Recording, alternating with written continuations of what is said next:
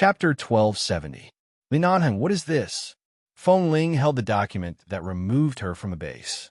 The man sat up on the bed and said indifferently, "After dawn, I'll send you back to the Feng family." Feng Ling stared at him for a long time. In the end, she pursed her lips and suddenly felt that her shoulder outside the blanket was a little cold. It was so cold that she couldn't help but shiver. Li Nanheng saw it and was about to help her pull the blanket up, but Feng Ling abruptly moved to the side and avoided his hand. At the same time, she raised the document that removed her from the base and placed the contents of the removal and his signature and seal in front of him. Why? She didn't ask why she wanted him to return to the Feng family. Instead, she asked why he removed her from the base. Why did he remove her from the base? This was equivalent to completely kicking her out of 11 base. She could never go back. She didn't even have a way out. Even if the members of 11 base died, they would die with the name of 11 base. Being removed from the base was a punishment that only members who had made a particularly serious mistake would receive. Furthermore, after being removed from the base, they would never be able to enter again in this life. From now on, she wouldn't even be able to enter a training camp for newcomers, let alone be an instructor or a sniper team, because she was completely unqualified. She was completely rejected by 11 base. Your father, Mr. Feng's last wish was for me to send you back to the Feng family, cut off all paths of retreat, and force you to go back. Li Nanheng didn't want to hide it from her.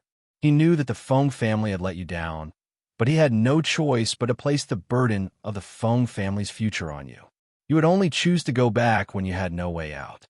He hoped that you could truly grow up and that one day you could become a towering tree of the Feng family and support the entire family.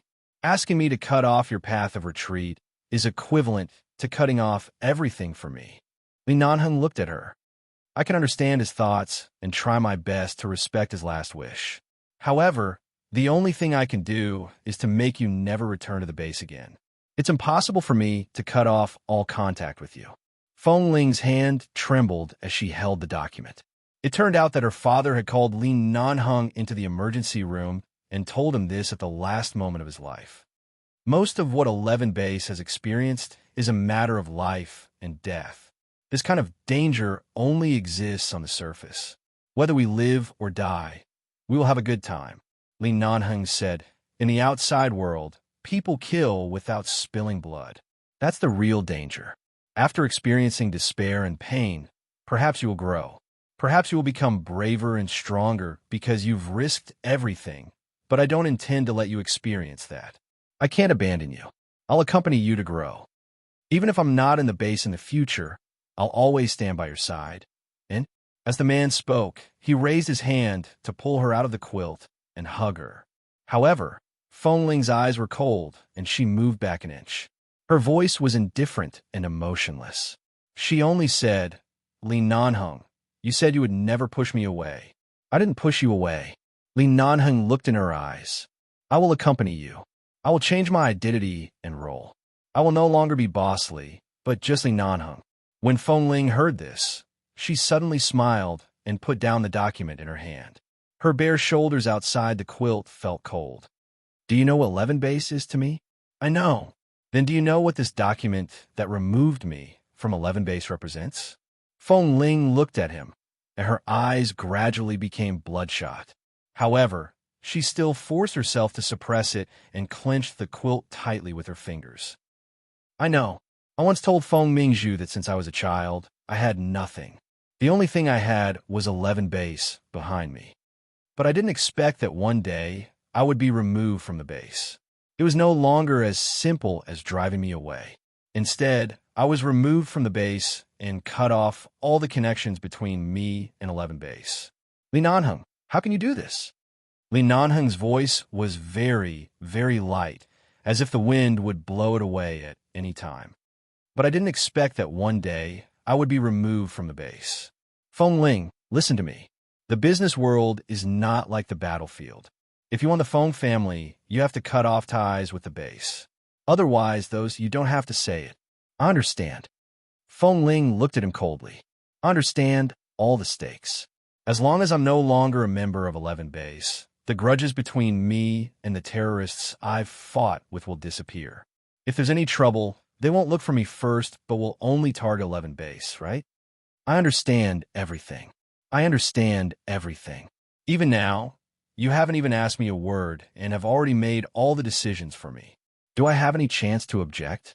Even if I cry, throw a tantrum, or beg you endlessly, I still can't go back because all of this has already been decided in your hands. Feng Ling slammed the stack of documents in her hand on the pillow in front of him. Li Nanheng, have you ever asked me a word? Have you ever considered my thoughts? Even if you asked me if I was willing or not, even if you asked me once. Feng Ling stared at him and felt as if there was a taste of rust in her throat. The bitterness made her voice hoarse. Li Nanheng, what right do you have to make decisions for me? I was an outstanding member of the team in the base. I, Feng Ling, was the best sniper in 11 base. I trained a group of outstanding and qualified newcomers. My everything is there. You, Li Nanheng, what right do you have to drive me away? Feng Ling gritted her teeth and said the last few words. When the man was about to silently hold her in his arms, Feng Ling suddenly shouted angrily, "Don't touch me.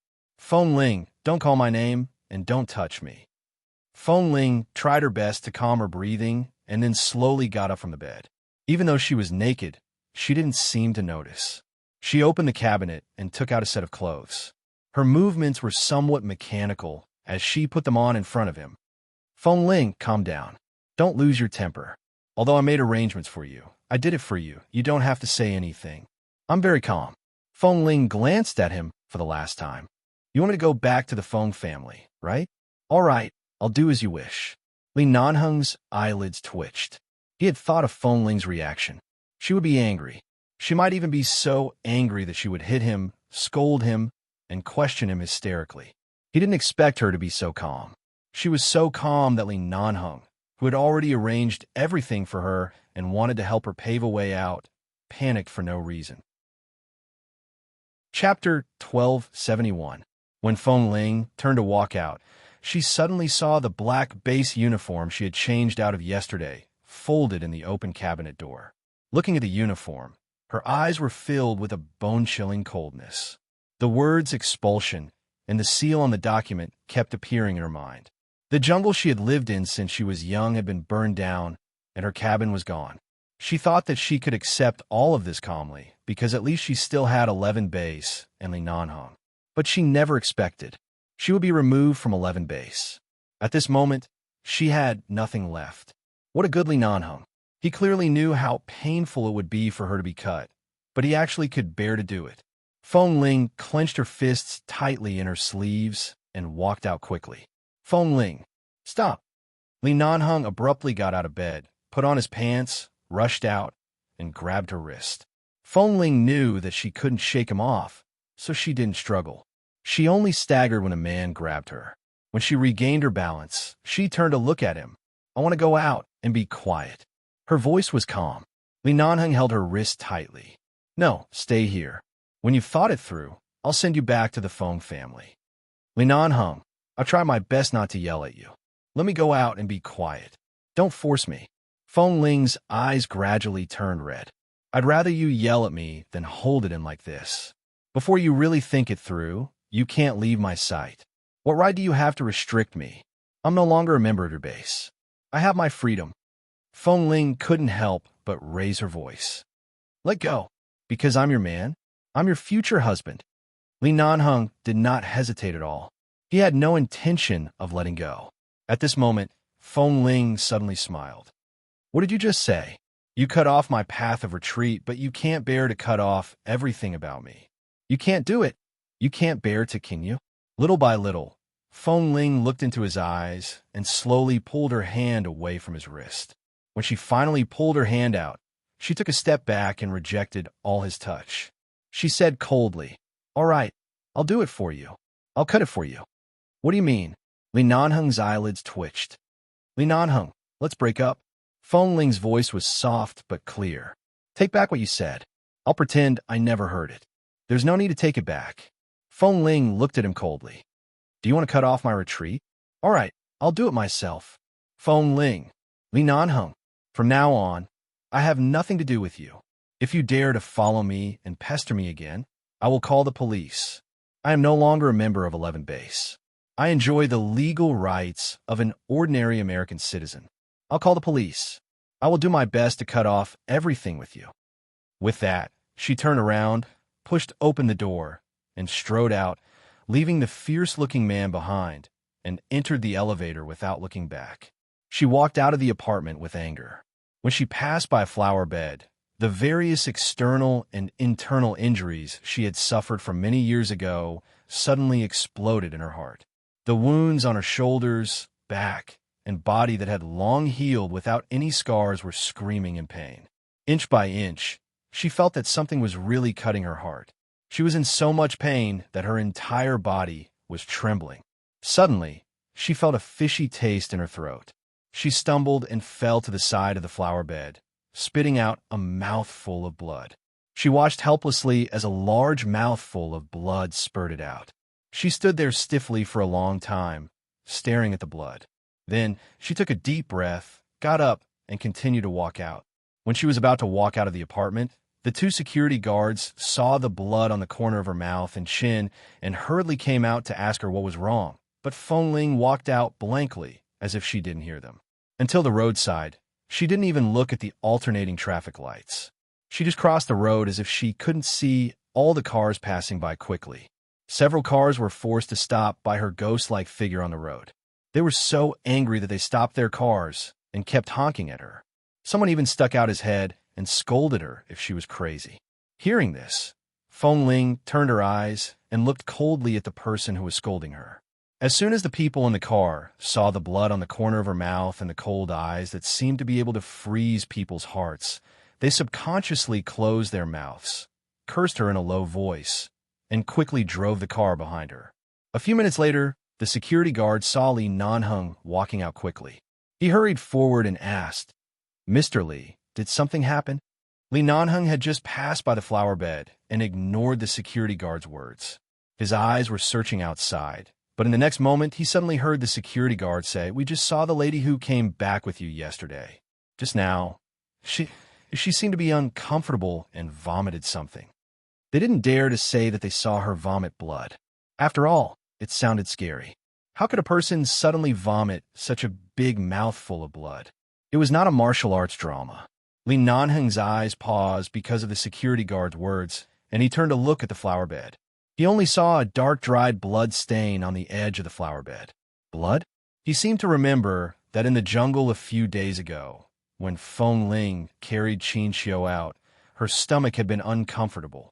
The day before the incident, she had just vomited and went to the hospital.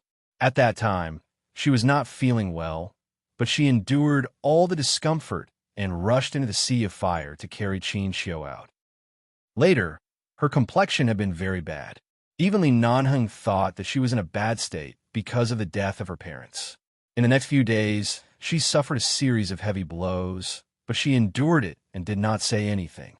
She did not cry or complain, but quietly and sensibly worked hard to live a good life. Looking at the bloodstain, Li Nanheng instantly felt his temples throbbing. He walked out quickly, only to see the cars driving back and forth on the road, and Feng Ling had disappeared. She only wore a set of clothes when she left and did not bring her cell phone with her. Li Nanheng went outside and quickly ran around, but did not find her. He then drove around and finally drove back. He asked the security guard to check the surveillance cameras in and out of the community. At the same time, he called the traffic bureau to find all the surveillance cameras on the nearby routes. He shouldn't have been so angry at Feng Ling's words that he delayed for a few minutes. He should have chased after her and detained her. He couldn't let her leave in such a daze. Chapter 1272. Li Nanheng's hand was on the steering wheel.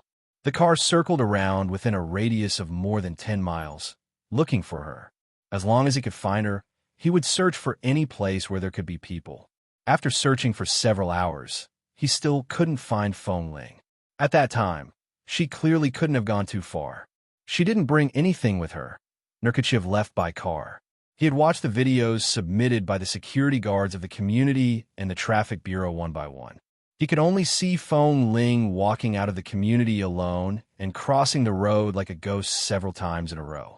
Li Nanheng's brows twitched violently. She had never felt any kinship since she was young.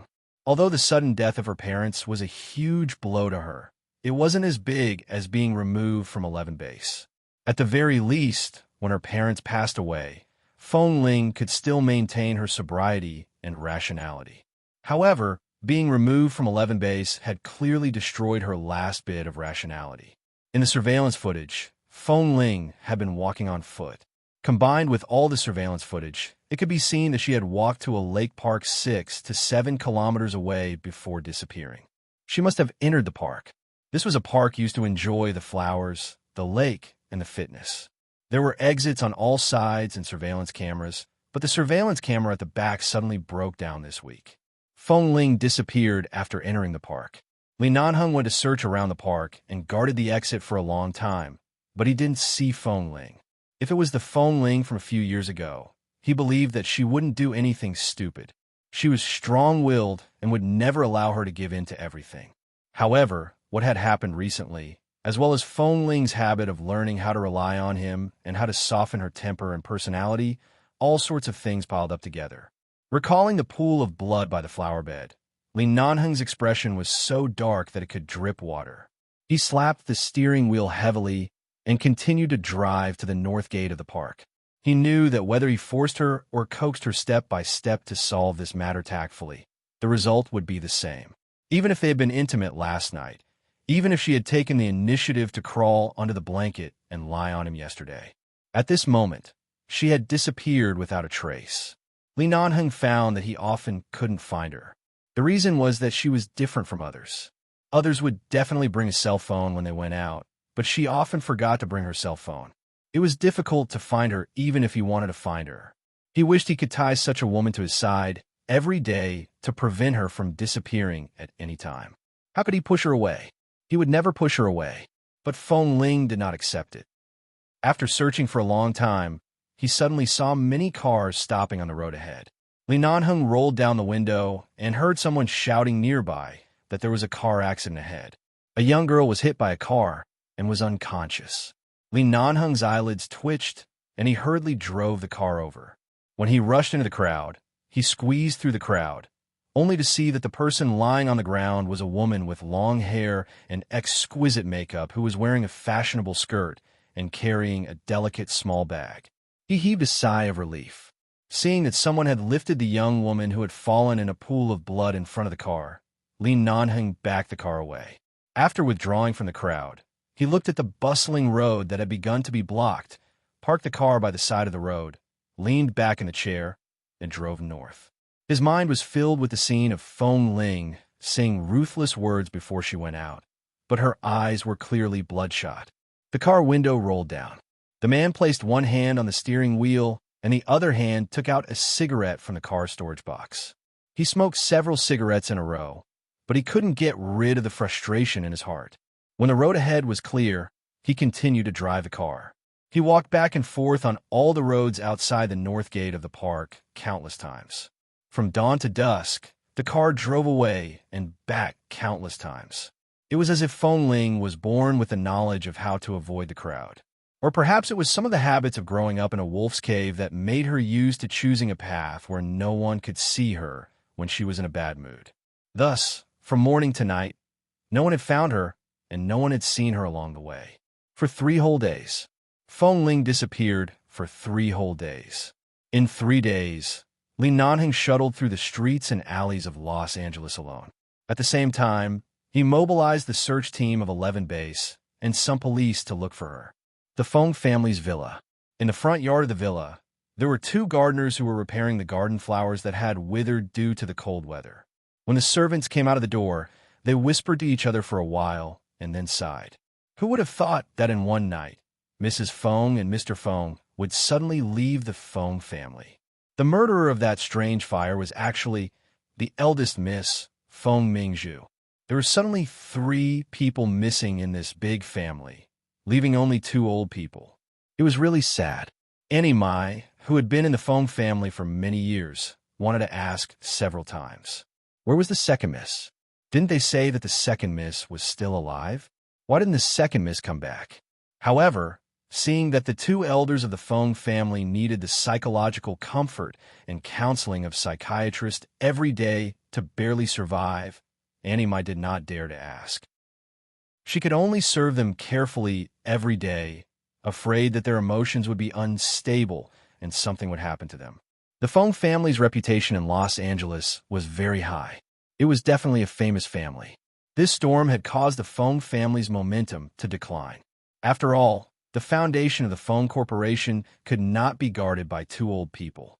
The pillar of the Feng family had died in that fire, and the entire family seemed to have fallen into a vicious cycle. The two of them were already so old, and no one had any hope for the Feng family. Even though a skinny camel was still bigger than a horse, the era of the Feng family in the Chinese world of Los Angeles seemed to be coming to an end. Today, the psychiatrist came to visit the two elders on time. He had just finished talking to them and left when Annie Mai came out to send him off. After sending the doctor off, she was about to turn around when she accidentally saw a thin figure from the corner of her eye. She paused and turned to see a somewhat disheveled figure standing by the roadside, not far from the main entrance of the Feng family. When she saw the face that was somewhat similar to Mrs. Feng's and Mr. Feng's, Annie Mai was slightly surprised. She quickly turned around and went in. "Grandfather, madam, is the person outside the second miss?" Today, the psychiatrist came to visit the two elders on time. When they heard this, they quickly got up and walked out of the front door of the Feng family's front yard. As expected, they saw Feng Ling standing there, but she was in a sorry state. Her clothes seemed to have not been changed for 2 to 3 days. Her face was pale and bloodless, and there was a shadow in her eyes that she had not slept for several days. Her clothes were cold and wet, sticking to her body as though she had been drenched by the freezing rain last night. Feng Ling. When Madame Feng saw her, she was very excited and rushed over. Feng Ling had been standing outside for a long time. The moment she saw the two elders of the Feng family, she wanted to smile, but her vision turned black and she fainted weakly on the ground. Chapter 1273. Old Madame Feng cried out in shock as she watched her granddaughter, who had appeared in front of the Feng family, suddenly fall to the ground. She was old and her legs were not nimble. As she ran, she called out, "Quick, help her up." Grandfather Feng walked over quickly and saw Feng Ling being carefully helped up by the servants and gardeners. He frowned. What's wrong with this child? She didn't look so thin in the hospital a few days ago. How did she become so thin in just a few days? Hurry up and help her in. Call a doctor over. Old Madame Feng stepped forward and touched Feng Ling's cold face. Her heart ached, and she couldn't help but say excitedly, "My little granddaughter is actually home. Child, my little granddaughter." When the servants heard this, they didn't dare to delay. They quickly picked up Feng Ling, who was so thin that she didn't weigh much, and brought her into the villa as quickly as possible. Annie Mai personally helped the unconscious Feng Ling into the bathroom and helped her take a hot shower. She then helped her change into a clean set of clothes and quickly sent her to the bed. The two family doctors from the Feng family had already arrived. As soon as they entered, they quickly examined her. After confirming that Feng Ling had changed her clothes, Grandfather Feng walked in. He stood in the spacious bedroom with his wife and watched Feng Ling, who was lying motionless on the bed. Although Feng Ling was nearly 1.7 meters tall and wasn't considered short among Eastern women, she was too thin. Lying in the 2-meter wide bed, she was covered with a white down quilt. Her face was almost as white as the quilt. Her hair was still wet and scattered on the pillow. She looked small and fragile, as though she would shatter with a single touch. This was no longer the Feng Ling who had personally carried her parents out of the fire in the jungle wearing a heat-resistant suit. "How is it? What happened to her?" Seeing that the two doctors had been examining her for a while, the old lady walked over worriedly and asked, "Madame Feng, don't worry. Don't be anxious. Her life isn't in danger. It's just that she hasn't eaten for days. In addition, her stomach has suffered from severe gastric bleeding in the past few days. Right now, she's only unconscious because her physical strength can't take it anymore. Don't worry." Stomach bleeding? The old lady stood by the bed and looked at Feng Ling's pale face with heartache. After returning to the Feng family, she faced this empty villa for several days. Finally, because of Feng Ling, she felt that this house was no longer so empty. "Leave this place to the doctor first," Grandfather Feng said softly. "Since this child is willing to come back, it's a good thing. We'll talk about it when she wakes up." The news that the second miss of the Feng family had returned revived the entire Feng family. In particular, old Madame Feng was not in a good state a few days ago. In the past 2 days, her health had improved a lot. Even though Feng Ling had been unconscious for an entire day after returning, she had personally cooked a lot of nutritious medicinal soup for her little granddaughter. She had been boiling it on the fire, and the more it was boiled, the more delicious it became. She was waiting for Feng Ling to wake up so that she could drink it directly to nourish her body. Second Miss's return is the happiest thing for Madame Dowager these days. Auntie Mai stood outside the kitchen and watched as old Madame Feng, who hadn't cooked for more than 10 years, worked busily inside. At the same time, she sighed and said to Grandfather Feng, who was standing outside the kitchen. Grandfather Feng didn't say anything, but Auntie Mai could tell from the two elders' eyes that they really hoped that Second Miss would stay in the Feng family in the future. She just didn't know what the Second Miss had experienced these days. How did she end up like this? She had been unconscious for a day and a night, and why did she suddenly return to the Feng family? Furthermore, when she returned, she didn't bring anything with her. Her identity document, wallet, cell phone, nothing. It was as though she had been wandering all the way back. She recalled that when she saw the Second Miss outside yesterday, she stood outside the door and looked at the Feng family's villa blankly. She then recalled what had happened to the Second Miss when she was 1 year old. She almost lost her life in the sea. To be able to survive and return to the Feng family one day was a great gift to the Feng family. It was no wonder that Old Master and Old Madam were so happy. In this family, their only hope now was Second Mississippi Old Man Auntie Mai. "Quickly help me try it. How does it taste?" Old Madame Feng scooped out 2 small bowls of medicinal soup and handed it to them. "I didn't add much salt. When she wakes up, she should eat something lighter. See if it's tasty. Is it too bland?" Seeing the old lady's excitement, Auntie Mai smiled and tasted it. Not bad. It's very delicious. Second Miss will definitely like it." Grandfather Feng also tasted it and nodded. "It's not bad."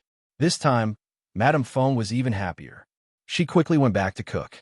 The old lady, who hadn't entered the kitchen for more than 10 years, was as excited as a child. Feng Ling returned to the Feng family. The news quickly reached Li Nanheng's ears. After confirming that nothing had happened to her outside and that she had suddenly returned to the Feng family after disappearing for 3 days, Li Nanheng's heart finally relaxed.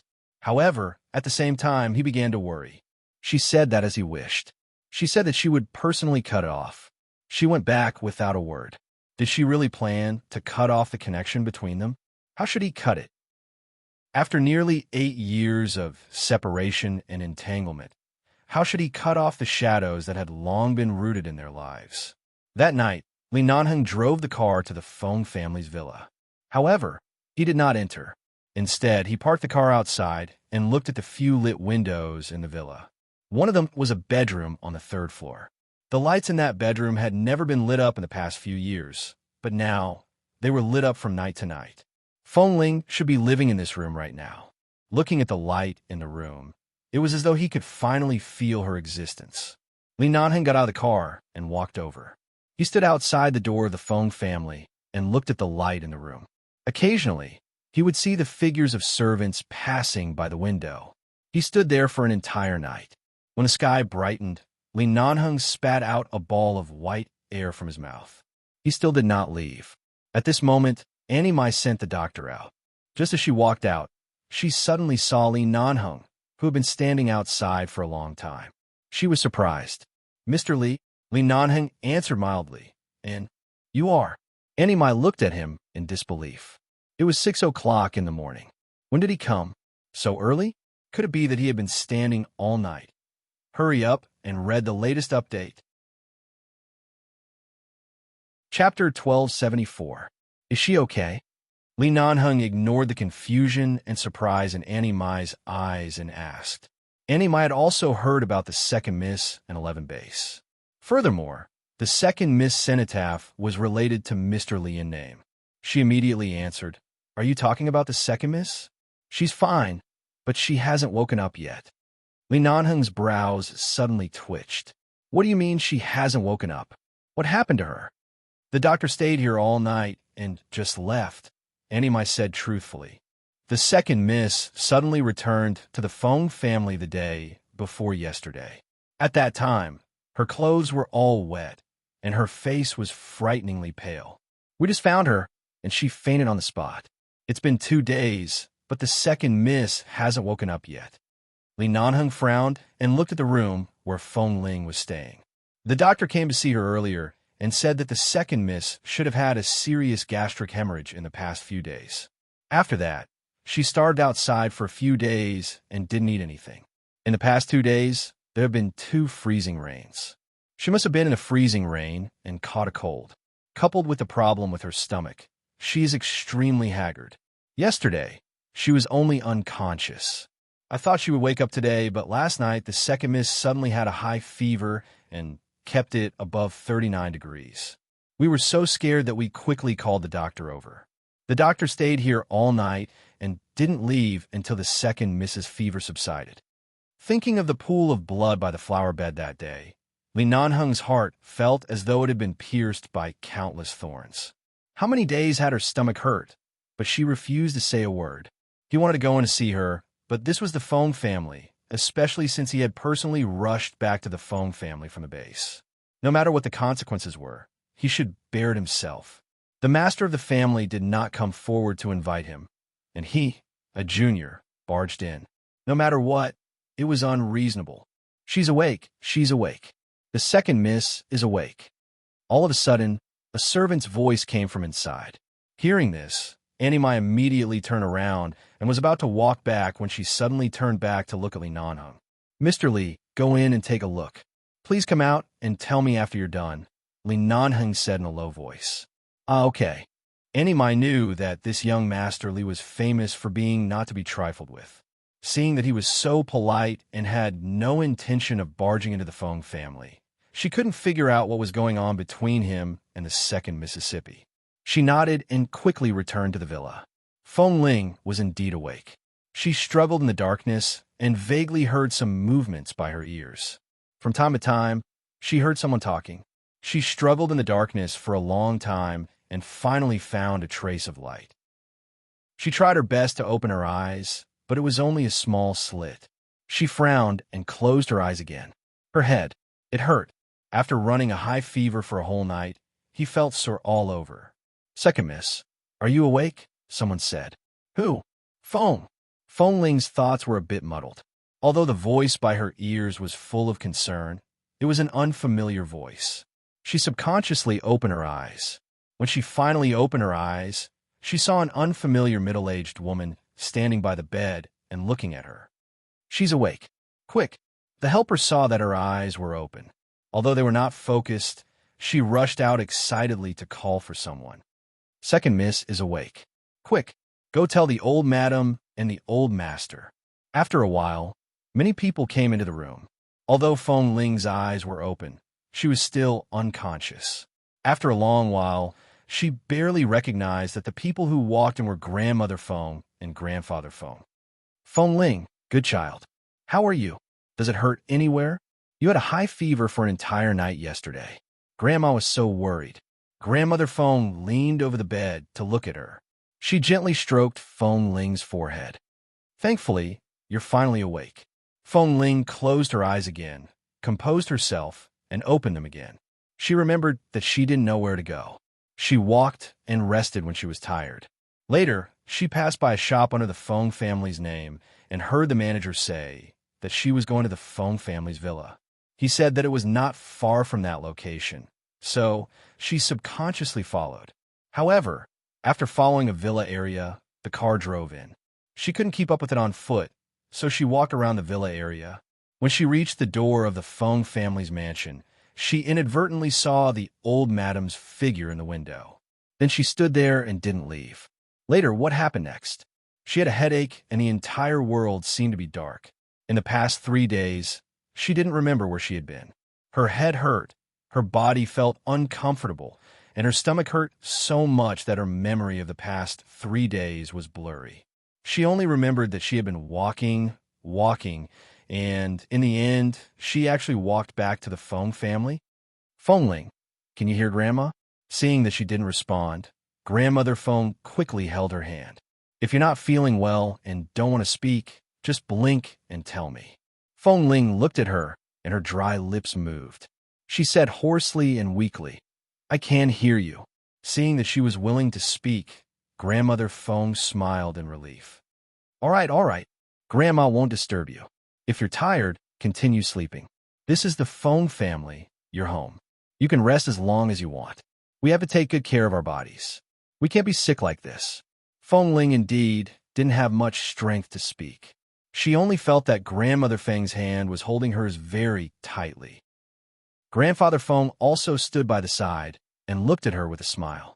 The usually dignified old man faced the little granddaughter he had lost and regained. At this moment, his face was filled with benevolence. Annie Mai walked to the bed and smiled at Fengling. Second miss, I'm Annie Mai. When you were young, I hugged you all day. In the future, you can tell me anything at home. Fengling glanced at Annie Mai and nodded thoughtfully. Although the second miss was haggard and weak, she still had the right response. She was not as cold and unapproachable as others said. She immediately smiled and said, By the way, Mr. Li is here. He seems to have been standing outside for an entire night. Second miss, do you want to see him? Mr. Li? Fengling's mind was in a mess. It was painful and messy, but when she heard these words, the blank emotions in her eyes gradually calmed down. She did not speak and closed her eyes. Annie Mai thought she would agree, but seeing that Fengling's expression didn't seem to have any intention of seeing Li Nanheng, she couldn't make up her mind and could only stand by the bed to look at her. Hurry up and read the latest update. Chapter 1275. After hearing Mr. Li's words, Grandfather Feng said, Nanheng is here? Yes, I saw Mr. Li outside, but he didn't come in. Annie Mai nodded. In Grandfather Feng's impression, Li Nanheng was really good to Fengling. A few days ago, although he was not in the mood in the hospital, he had coincidentally met him a few times. It could be seen that Li Nanheng really cared about Fengling. But why did Fengling suddenly come back alone and cause him such a mess? When Li Nanheng arrived at the Feng family, he did not enter. Fengling heard that he had come, but she did not speak or let him in. Grandfather Feng temporarily defined their situation as a quarrel, but after the quarrel, the Feng family still knew to return to the Feng family. This was a great relief to them. Child, if you're still tired, take care of your body. If you want to see him, we'll let Nanheng in, but if you don't want to see him for the time being, it's fine, Elder Feng said. No, Fengling said. Although her voice was hoarse, she could hear her determination. Her tone startled Madame Feng, who had been holding her hand. She looked at her closed eyes and asked warmly, Did you quarrel with Nanheng? Fengling did not answer. It was as though hearing Li Nanheng's name had caused her to lose all her patience. She furrowed her brows and was about to withdraw her hand when the old madam held it tightly. All right, Grandma won't ask anymore. Don't be angry. Seeing her emotional conflict with Li Nanheng, Madame Feng quickly continued to hold her hand. At the same time, she turned to Annie Mai and said, Then go tell him. Don't let him wait outside. All right, Annie Mai responded and looked at Fengling, seeing that she really had no intention of seeing Li Nanheng. She could only turn and walk out. When she arrived outside, she saw that Li Nanheng was still standing there. There were no extra cigarette butts by his feet. He seemed to have been standing outside quietly for a long time. Mr. Li. Annie Mai walked out and said softly, I'm very sorry. Although second miss is awake, she doesn't seem to be in a good state of mind. She sleeps and wakes up. It might not be convenient for her to see you. These words were too tactful. In fact, Fengling didn't want to see him, didn't intend to see him, and didn't want to see him. He knew her temper very well, but Li Nanheng didn't expect that the expulsion document would make her so angry. It's okay. Let her rest more, Li Nanheng said indifferently. After a pause, he said in a low voice, "Take good care of her. Mr. Li, don't worry. The second miss is the treasure we lost and found. And, in this big Feng family, she is the only one worth remembering. We will definitely take good care of her. The Feng family will give her the best and won't let the second miss suffer the slightest grievance." As Annie Mai spoke, she sighed with emotion. Her eyes were a little red. It's really not easy. Second miss is still alive. She's alive at home now. Li Nanheng didn't say much, but glanced at the window of Feng Ling's room. "Mr. Li, I'll go in first. The weather has been cold recently, and it often rains. Don't stand outside. Don't catch a cold," Auntie Mai said with concern. Seeing Li Nanheng nod indifferently, she quickly turned around and returned to the villa. After returning to the room, she thought she could still talk to the second miss, but when she entered, she saw the two elders of the Feng family carefully close the bedroom door and quietly walk out. Second miss is asleep again? After all, Annie Mai had hugged and coaxed the second miss every day and night when she was young. This relationship had long surpassed familial love. Of course, she wanted to talk to her now, but she didn't expect the bedroom door to be closed just like that. She immediately asked, "Shoo." Matriarch Feng gestured to her. She had a fever last night and only woke up for a few minutes. Her strength still can't hold on. After listening to me for a while, she fell asleep again. Let her sleep. Feng Ling was really asleep. In the past 2 days after waking up, she hadn't recovered. She woke up and slept, and the time she slept was clearly much longer than when she was awake. In the past 2 days, the Feng family had really taken good care of her.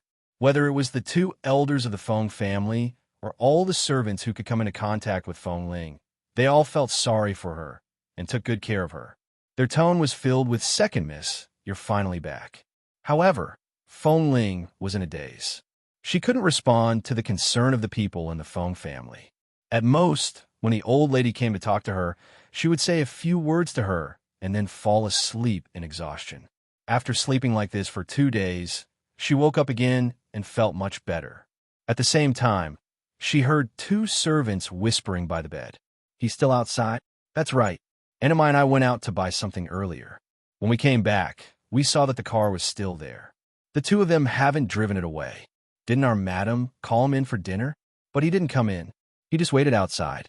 Could it be that he's really waiting for our second miss? What a coincidence." Second Miss Cenotaph is married to the Li family, and Mr. Li is deeply in love with our second Mississippi. Second Miss doesn't say she wants to see him, but he's been waiting outside. There must be some story between the 2 of them.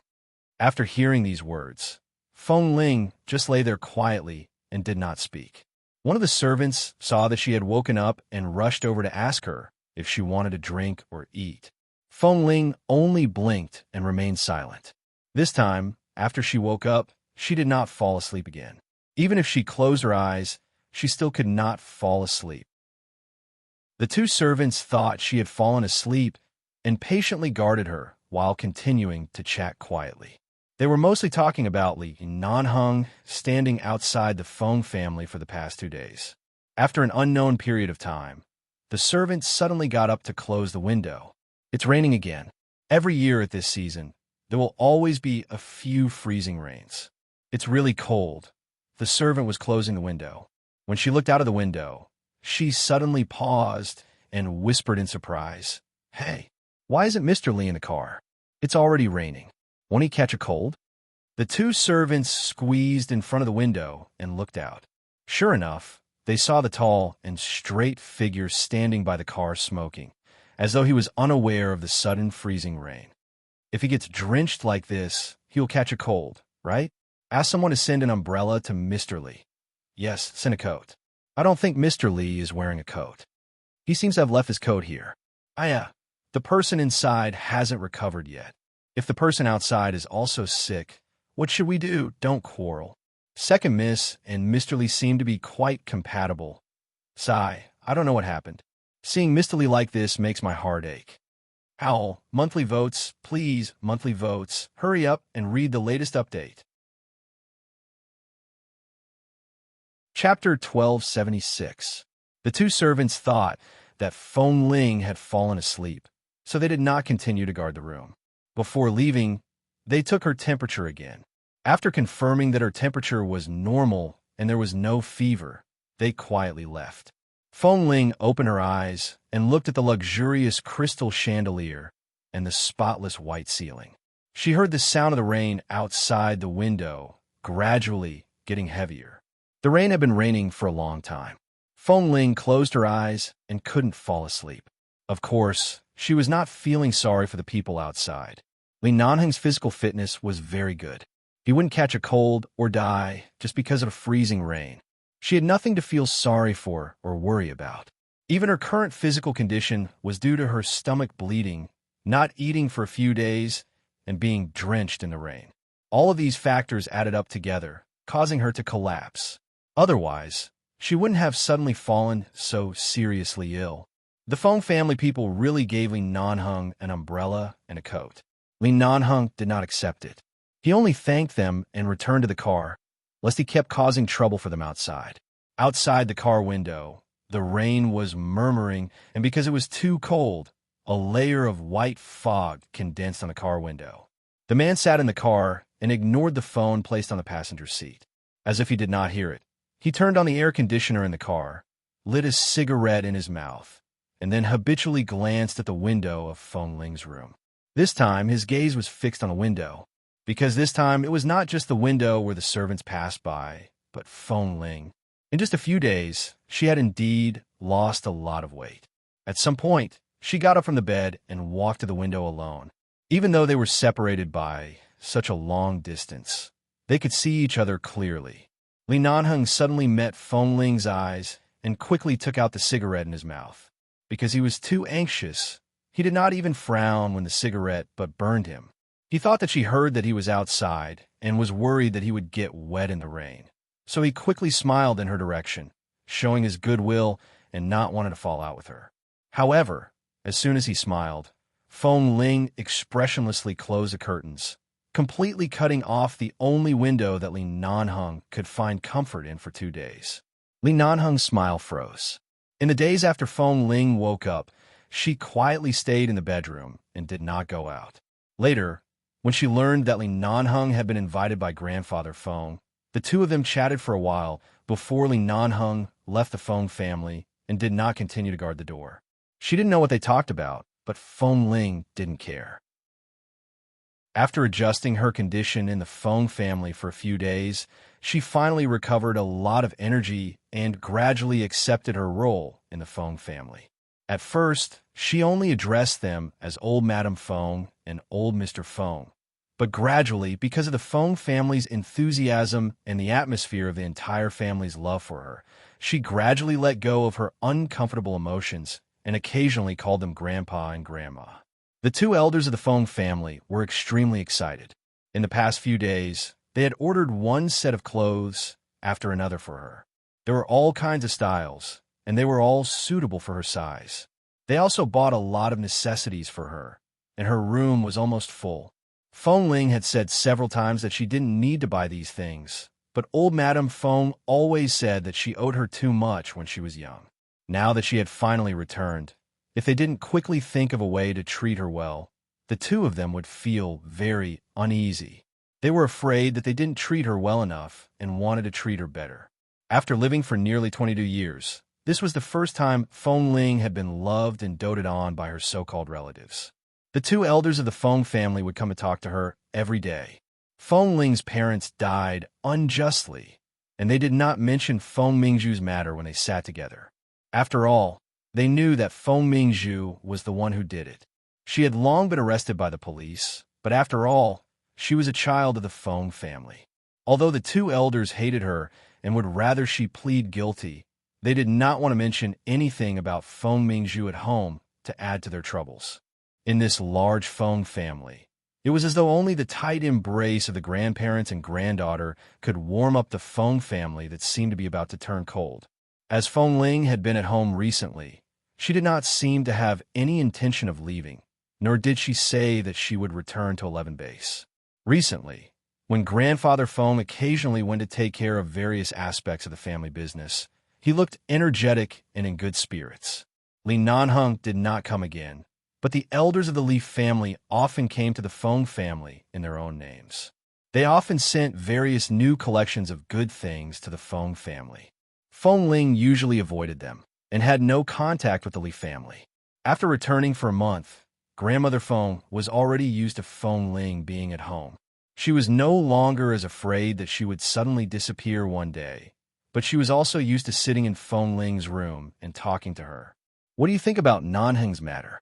Grandmother Feng looked at Feng Ling, who had already recovered a lot, and then at the white pajamas with lace on her body. She recalled Feng Ling's helpless gaze when she first wore these pajamas. When she gradually accepted these clothes that were too girly, and then looked at her calm expression that was used to accepting everything, the old lady's eyes were filled with a gratified smile. After returning for so long, the Feng family could tell that there was some conflict between Feng Ling and Li Nanheng. After Li Nanheng left, no one dared to mention his name in front of Feng Ling.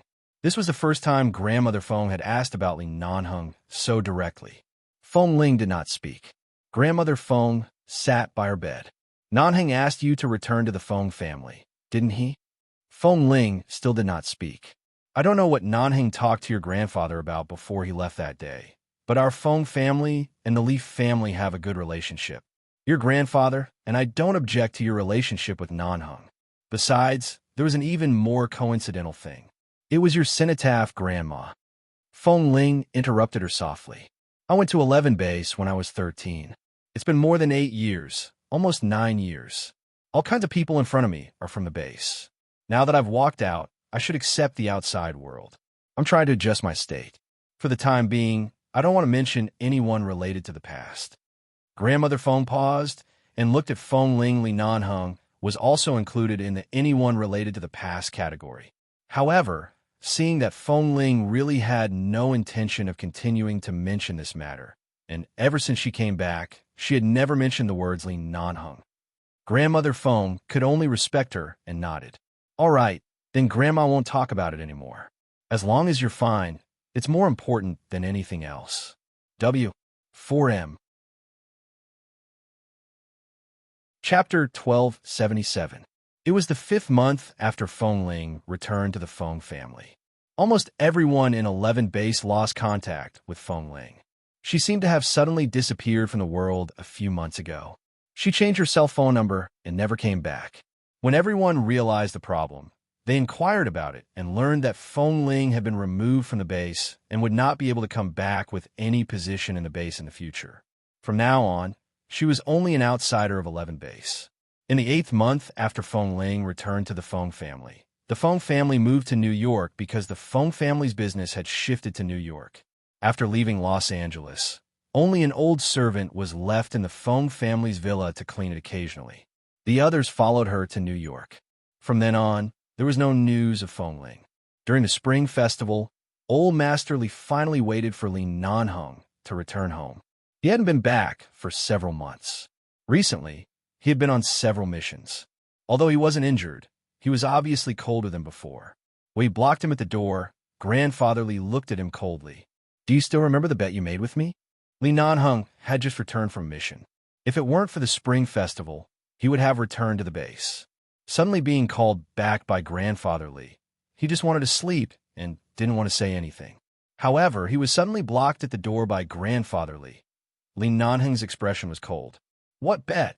If you can't let me hold a great-grandson within a year, get back from the base obediently. Go back to the Li Corporation to manage the Li family's business for me and hand the base to Ah Feng. Grandfather Li looked at him coldly. As a man, you must do what you say. How dare you say you forgot what you promised? Li Nanheng, I've already given you so much time. Don't talk about giving birth to a big fat great-grandson for me.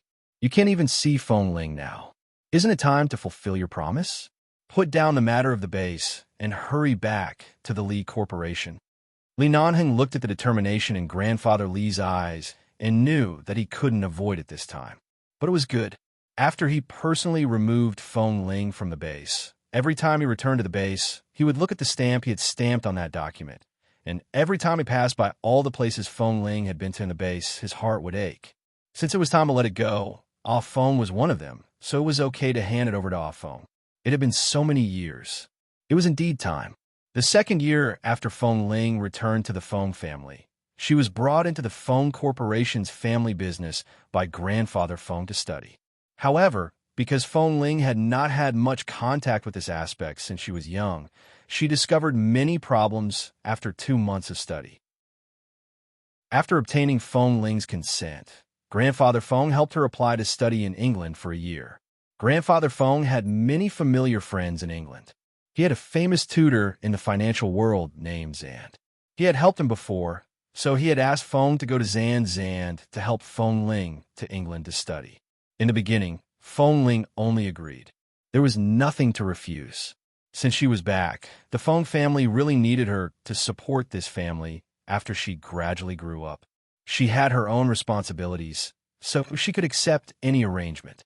In the end, she did not expect that Jean Wan's tutor in England was actually Mr. Zand. She had just arrived in England and had just found someone when she bumped into Jean Wan. However, Jean Wan had already been in England for 2 years, and her entire temperament had changed. Feng Ling did not mention much about herself in front of Jean Wan. She only said that she was here to study. Coincidentally, she was currently studying business management and various business and financial matters. Jean Wan's MN group was also lacking people, so Feng Ling decided to stay and study with them while working. It was just nice that she could accompany Jean Wan. When she first arrived in England, Jean Wan had been working overtime all day because in-group situation had fallen to a low point. Although Feng Ling had come to study, she was used to taking care of her, so she often stayed by her side to work with her. She often helped Jean Wan pour coffee and pack her things. Occasionally, she would act as Jean Wan's chauffeur and protect her just like when she was in High City. However, after all, she could not follow her around like before. Jean Wan was now the CEO of N Group. It was not convenient for Feng Ling to follow her to many occasions. Feng Ling was worried about Jean Wan, so she simply asked Jean Wan to take some time out every day to learn some self-defense skills from her. Jean Wan was quite willing to learn. Every day, after working out, she would take an hour or two to learn various movements from Feng Ling in the gym. She would also learn from Feng Ling how to recognize the various acupuncture points in the human body. Feng Ling's days of studying in England, because of her company with Jean Wan, felt that the days passed very quickly. It was not as perfunctory and forced as she had imagined. She gradually adapted to the so-called struggle in the business world in N Group. She personally watched as Jean Wan single-handedly supported N Group. With Mr. Zan's guidance and help, she watched as N Group gradually gained a place in the global Chinese community. Not only did Jean Wan benefit a lot from Feng Ling, but Feng Ling also benefited a lot from Jean Wan. Half a year after coming to England, Jean Wan happened to be ranked first on the Forbes list of female entrepreneurs under the age of 25. Taking advantage of her rare vacation, Jean Wan and Feng Ling made an appointment to go to a riverside village on the outskirts of London for a 2-day vacation. At night, the two women sat by a riverside on the outskirts of London, drinking wine and eating barbecue. Jean Wan had just drunk 2 cans of wine. She lay on the grass and looked up at the sky, saying, "Feng Ling, if I had known that you would walk the path of a businessman in the future when we were in T-City, I should have pressed your head down and made you learn obediently. I remember that you didn't even take those business management books." Feng Ling also held a glass of wine in her hand and sat by her side with a faint smile. How could I know what would happen in the future? Besides, I was only responsible for protecting you. The bodyguard job was to ensure your safety. I didn't have the mood to learn those things. Besides, the professor's words were too profound. A beginner like me couldn't learn anything from him. That's true. The way the professor taught back then wasn't suitable for you, Jean Wan said with a smile. Mr. Zand is different. Jean Wan said with a smile, Mr. Zand is different. What he teaches is not limited to paper, but for you to do it yourself and experience it. Just like when MN Group fell to the bottom, he could have helped me, but he deliberately left me hanging and let me struggle to get up on my own. At most, he would occasionally give me a few pointers, but now that I think about it, he is indeed a good leader. He knows what to do and what not to do. After all, the future is your own. There are many things that you can only know how to do after experiencing it for yourself. W4M. Chapter 1278. Feng Ling sighed with a smile. You did teach me well, but it's clear that my comprehension in this aspect is not as fast as yours. Jinwan lay on the ground and turned to look at her. It's because you've never really experienced the domestic business world.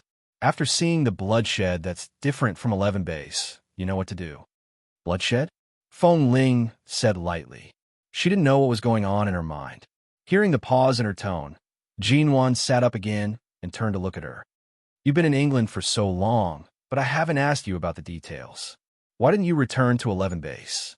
From my understanding of you, even if you suddenly found out about your background or had any other choice, you wouldn't choose it. You would only choose to return to 11 base, but why? Feng Ling sat on the grass and looked down at the wine in her hand. After looking at it for a while, she still didn't say anything. She raised her head and drank the wine. Then she got up and took the empty wine cup. She said indifferently without looking back, Let's go. Let's go back. Feng Ling was not a person who always liked to put aside her worries and talk about them, but she was very honest with Jinwan. She had also peeled off her past in front of her and often told her everything she knew about her experience in 11 base. But in the 6 months she came to England, Jinwan could see that although Feng Ling was no different from usual, her temperament, state, and eyes seemed to have changed. In the past, Feng Ling was just a Feng Ling who stubbornly wanted to live according to fate. Now, Feng Ling's eyes were calm and indifferent. She seemed to be indifferent to anything, but she was observant. After sending Jinwan back to her own residence, Feng Ling drove back to another apartment nearby. Originally, Jinwan wanted Feng Ling to live with her so that she could accompany her, but after all, Xiao Ba was living with Jinwan. Although Feng Ling quite liked Xiao Ba, she couldn't stand being around Xiao Ba 24 hours a day, so she simply lived outside. However, the place she lived was very close to Jinwan, and it was only 5 or 6 minutes' walk. After returning to the apartment, Feng Ling took off her coat and immediately went to take a shower. After showering, she picked up the hairdryer and stood in front of the mirror to dry her hair. Her hair had already grown past her shoulders. There were several times when she wanted to cut it short, but Jinwan stopped her. Jinwan could tell that she didn't mention a word about Li Nanheng and 11 base. Even if she didn't know what had happened, she knew that Feng Ling's attitude toward the past was very resolute, as if she wanted to cut off everything. So Jinwan said casually, You've been dressing up as a tomboy for so many years. It's time for you to completely change yourself. There's no need to cut your hair. If you feel uncomfortable, you can get a simple haircut. It doesn't matter if you tie your hair up or let it down. Now that you're standing in front of me, I feel that you're indeed no longer the Feng Ling of the past, but if you keep your hair so short, I'll feel that you're still the same as before. Feng Ling didn't want to be like the past. She wanted to change. She indeed wanted to cut off all traces of her past, even if it was just a shadow that resembled her. Memories often made people think of many things. She didn't want to recall them. However, she didn't go to the barbershop outside to get her hair styled. Every day, she only wore a simple black baseball cap. Occasionally, her hair would be tied into a short ponytail, and occasionally, it would be scattered over her shoulders. She only wore a hat.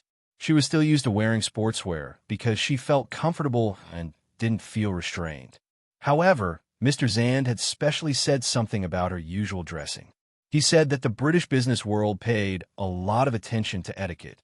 For some important signing occasions and business contacts, she had to wear formal clothes or gowns. It was not advisable for her to always dress like a student or a gym coach. After being pointed out by Mr. Zand several times, Feng Ling still had no intention of changing her mind. On the other hand, Xiao Ba and Jinwan were anxious for her. MN Group was prospering by the day. Although Jinwan was busy, she was not as tired as she had been in the past few months. It was rare for her to find time, so she and Xiao Ba tricked Feng Ling to a certain commercial street in London and brought her into a department store. It was one thing for Jinwan, but Jinwan also brought Xiao Ba along. Of the two of them, one was paying attention, and the other kept chatting by the side. Feng Ling looked at the clothes they had chosen for her and felt her head hurt. This dress isn't bad. It's a very plain style on the top, and there are some pleated designs on the bottom. It should be very smooth on your body. Jinwan picked up a pearl-colored dress and raised it to Feng Ling. She waved it in front of Feng Ling. After making sure that Feng Ling's skin could handle any color, she stuck the dress to her body and said with great satisfaction, "Beautiful. This is very beautiful." Feng Ling, try on quickly. Jinwan. Feng Ling was helpless. She raised her hand and was about to push the clothes away when Jinwan forcefully pressed the dress against her body and stared at her. "Don't you remember what I said? And what did Mr. Zan say about you? Have you forgotten that even if you don't like to wear it, you have to have a few pieces? Otherwise, when it comes to certain occasions, do you still want to borrow my clothes? I can borrow them, but our sizes are different. It won't be comfortable for you to wear them."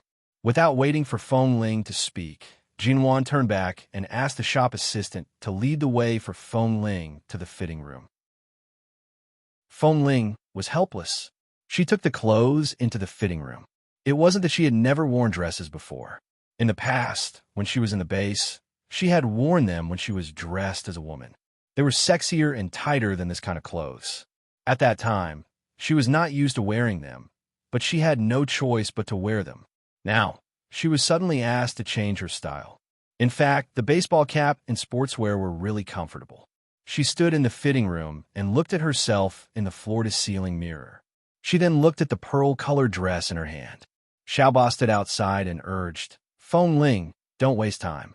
CEO G specially took time out today to accompany you shopping for clothes. Her time is so precious right now, and she's still thinking about you. You should give her some face and quickly change your clothes." Feng Ling, a few minutes later, the door of the fitting room opened.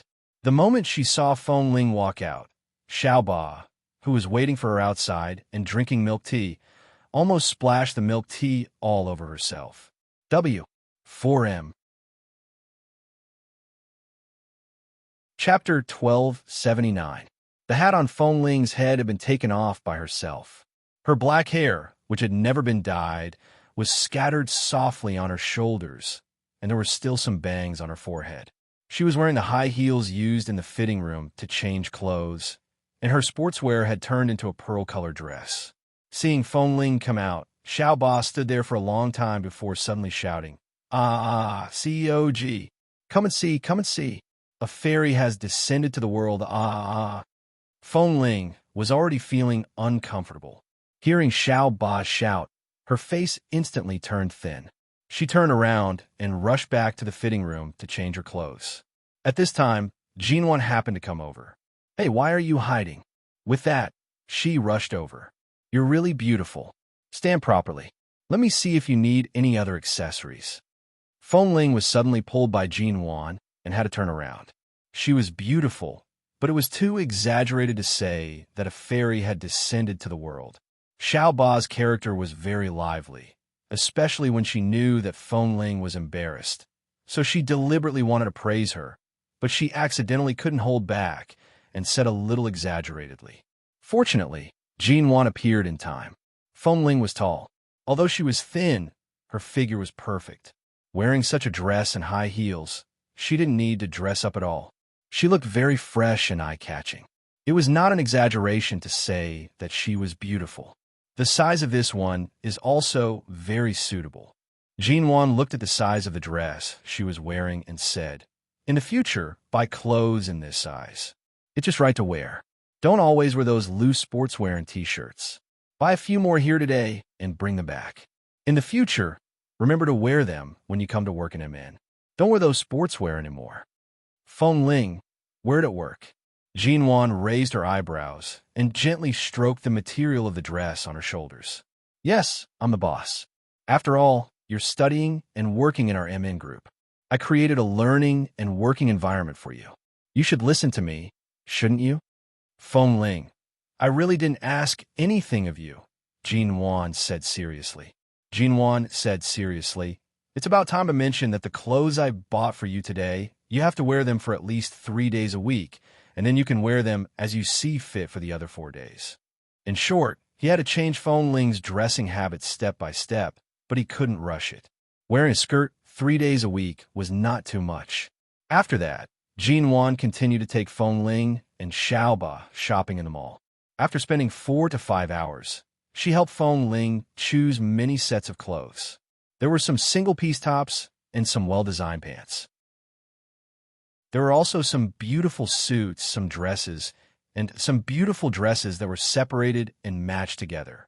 In short, he bought almost all the fashionable and OL-style clothes and asked Feng Ling to bring them back to wear. Jinwan also chose 2 sets of clothes for Xiaoba. Xiaoba was overjoyed. At night, even though she had been out for a day, Feng Ling still came to Jinwan at her regular fitness time and taught her the simple martial arts and movements for self-defense. During the day, Jinwan's fighting ability in the mall could not be underestimated, but after returning home, she became useless. Originally, she wanted to lie on the bed and laze around, but she was still cruelly pulled up from the bed by Feng Ling and forced to exercise in the fitness room. Feng Ling, you haven't returned to the base for training for so long. Why is your stamina still so good? Aren't you tired after walking out for a day? Jinwan asked helplessly as she walked on the treadmill. I wore flat shoes during the day, not high heels. I'm not tired. I'm also wearing flat shoes. Jinwan let out a long breath and tried to cheer herself up to continue walking quickly. Feng Ling was thinking about Jinwan's health. After Jinwan had a miscarriage in Los Angeles, she was depressed for a long time and didn't sit well during the month of confinement. Her physical condition deteriorated every day. If she took the time to exercise well now, her physical condition would be much better. In the 2 years since Jinwan arrived in England, other than when she was too busy, her life had been very regular and rational. She and Feng Ling had the same tacit understanding. That was, Jinwan did not mention a word about Mo Jingshan, and Feng Ling did not say a word about Linanheng. Walk for another 20 minutes, and then do the movements I taught you last night. Review them and learn the new movements next time. Although Feng Ling was teaching Jinwan by the side, she still accompanied her to practice. She turned on another treadmill by the side and maintained the same rhythm as Jinwan. 2 hours later, Jinwan was so tired that she sat on the sofa to drink water. After drinking a large glass of water, she leaned against the sofa weakly and looked at Feng Ling, who did not sit down but put on a baseball cap and coat to go home. By the way, there's something I almost forgot to tell you. What is it? Feng Ling was indeed preparing to go home. Hearing this, she turned back to look at her. Do you remember Mr. Zhan's younger brother, who is the vice president of the London International Bank? That time when we went to UNL with Mr. Zhan, we coincidentally met the young, fair, and gentle-looking one. Feng Ling recalled briefly. I don't remember. Jinwan, that's right. Feng Ling was the type who did not like to take strangers to heart. After seeing him for a few days, she probably forgot about him and did not take it seriously. TSK. Then, I'm afraid his love is unrequited. I met him again 2 days ago, but I met him at a financing meeting in London. After all, he's the vice president of the London International Bank. He's very knowledgeable in financial investment. Many companies here find it difficult to speak to him, let alone ask for financing. But perhaps because we're Mr. Zhan's subordinates, he's quite polite to us. More importantly, we've only met once before. I remember that he was especially cold to US and didn't even bother to ask for our names. But he remembers and specially asked why you didn't go with me. Jinwan smiled and leaned against the sofa. I met him again 2 days ago, but at a financing meeting in London. Feng Ling looked at Jinwan. So, based on a woman's sixth sense, I feel that he seems to be interested in you. Feng Ling did not have much expression. If there's nothing else, I'll go back first. AI, why are you leaving? I don't think he has any feelings for Linanheng right now. He doesn't even plan to return to 11 base. Could it be that he plans to be alone for the rest of his life? I think Mr. Zhan's brother has a good character and looks. Most importantly, he is gentle and gentlemanly. If there's a chance to develop well. Chapter 1280. Think about yourself first. Feng Ling did not wait for Jinwan to finish speaking. She interrupted her and turned to leave. Jinwan, Feng Ling had just walked out of the door when Xiao Ba came back. The moment she saw Feng Ling, she knew that she must have tortured Jinwan in the gym. Xiao Ba was especially afraid that one day, Feng Ling would drag her into Jinwan's gym to train. She immediately grinned at her with a fearful expression. Hee hee, goddess, you're going home already? Aren't you staying for a meal? Xiao Ba was Jinwan's fan, and Jinwan was also Xiao Ba's life goal. However, Feng Ling had always been Xiao Ba's goddess. She was the kind of goddess who was unreachable. Feng Ling glanced at her indifferently. It's fine if you stay for a meal. It's fine if you stay to teach me a set of boxing moves. Xiao Ba, she immediately made an inviting gesture. Please go home. Feng Ling snorted, but a smile appeared in her eyes. She liked the way she interacted with Jinwan and Xiao Ba. It was very relaxing. She could be herself casually and did not need to be too restrained. After leaving Jinwan's residence, Feng Ling did not go home directly. She had just received a call from Mr. Zand asking her to go over to get some documents. Mr. Zand's private villa. As soon as Feng Ling arrived, she saw a limited edition blue Bugatti parked in the villa. She didn't remember Mr. Zand having this car in his garage. Could it be a new car? However, this car was completely different from Mr. Zand's usual steady and shrewd personality. It seemed to be driven by a younger person. Feng Ling only took a glance and walked in. When she entered, she saw 2 cups of coffee on the coffee table in the villa. She usually didn't drink coffee, so the coffee was clearly not for her. It seemed like there were other guests here.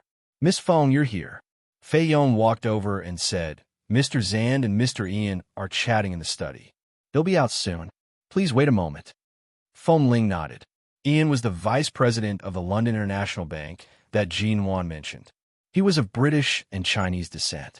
He seemed to be around 32 or 33 years old. She didn't know much about him. She had only heard Mr. Zand mention this younger brother. He wasn't his biological brother, but seemed to be the younger brother of a cousin. After all, Mr. Zand was of pure British descent, but Ian was half Chinese.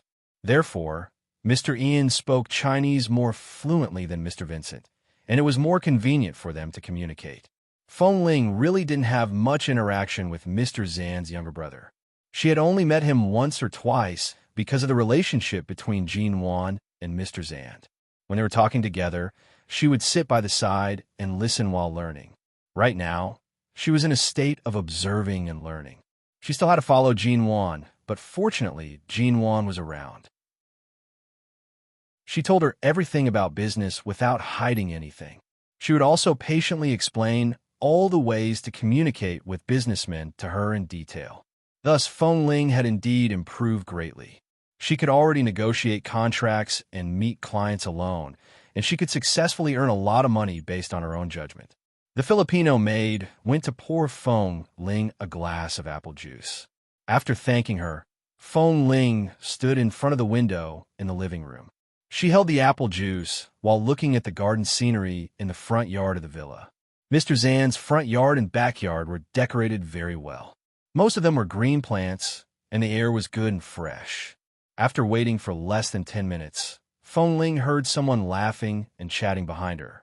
Then she heard footsteps coming down the stairs. She turned back and saw Mr. Zand and Mr. Ian walking down with a smile. You're here. When Mr. Zand saw Feng Ling, he waved at her. Come here. I've printed out the documents I mentioned last time. Take them back and tidy them up. Take a good look. Feng Ling walked over and took a stack of documents. They were all English words and numbers. She could understand them. After all, she had grown up in the United States. She nodded. All right, apart from these typical business cases, do you need me to look at any other financial cases? Read these first. Write a summary for me later. Feng Ling's expression instantly stiffened. Her face was filled with disbelief. You want to write a summary? Why else do you think I asked you to read these? Mr. Zand smiled. Grandpa gave it to me to teach you how to be a smart businessman. You have no foundation to begin with. From one industry to this industry, what you should absorb is not from books, but all the experiences you have learned. In the past half a year in England, you've seen and heard a lot. Now it's time to work hard on these cases. I asked you to write a summary to see how much you've absorbed. There's no need to write too detailed. Just write what you want to express. Feng Ling. All right, I understand. She placed the documents into the bag she had brought with her and carefully put them away. Ian stood by the side and did not speak, but he did not leave. He only looked at Feng Ling for a while. Mr. Zand usually did not speak much, nor was he someone who dawdled. After giving his instructions, he asked Feng Ling to go back. However, as he spoke, he felt that his brother's eyes seemed to be staring at her, so he turned to glance at him.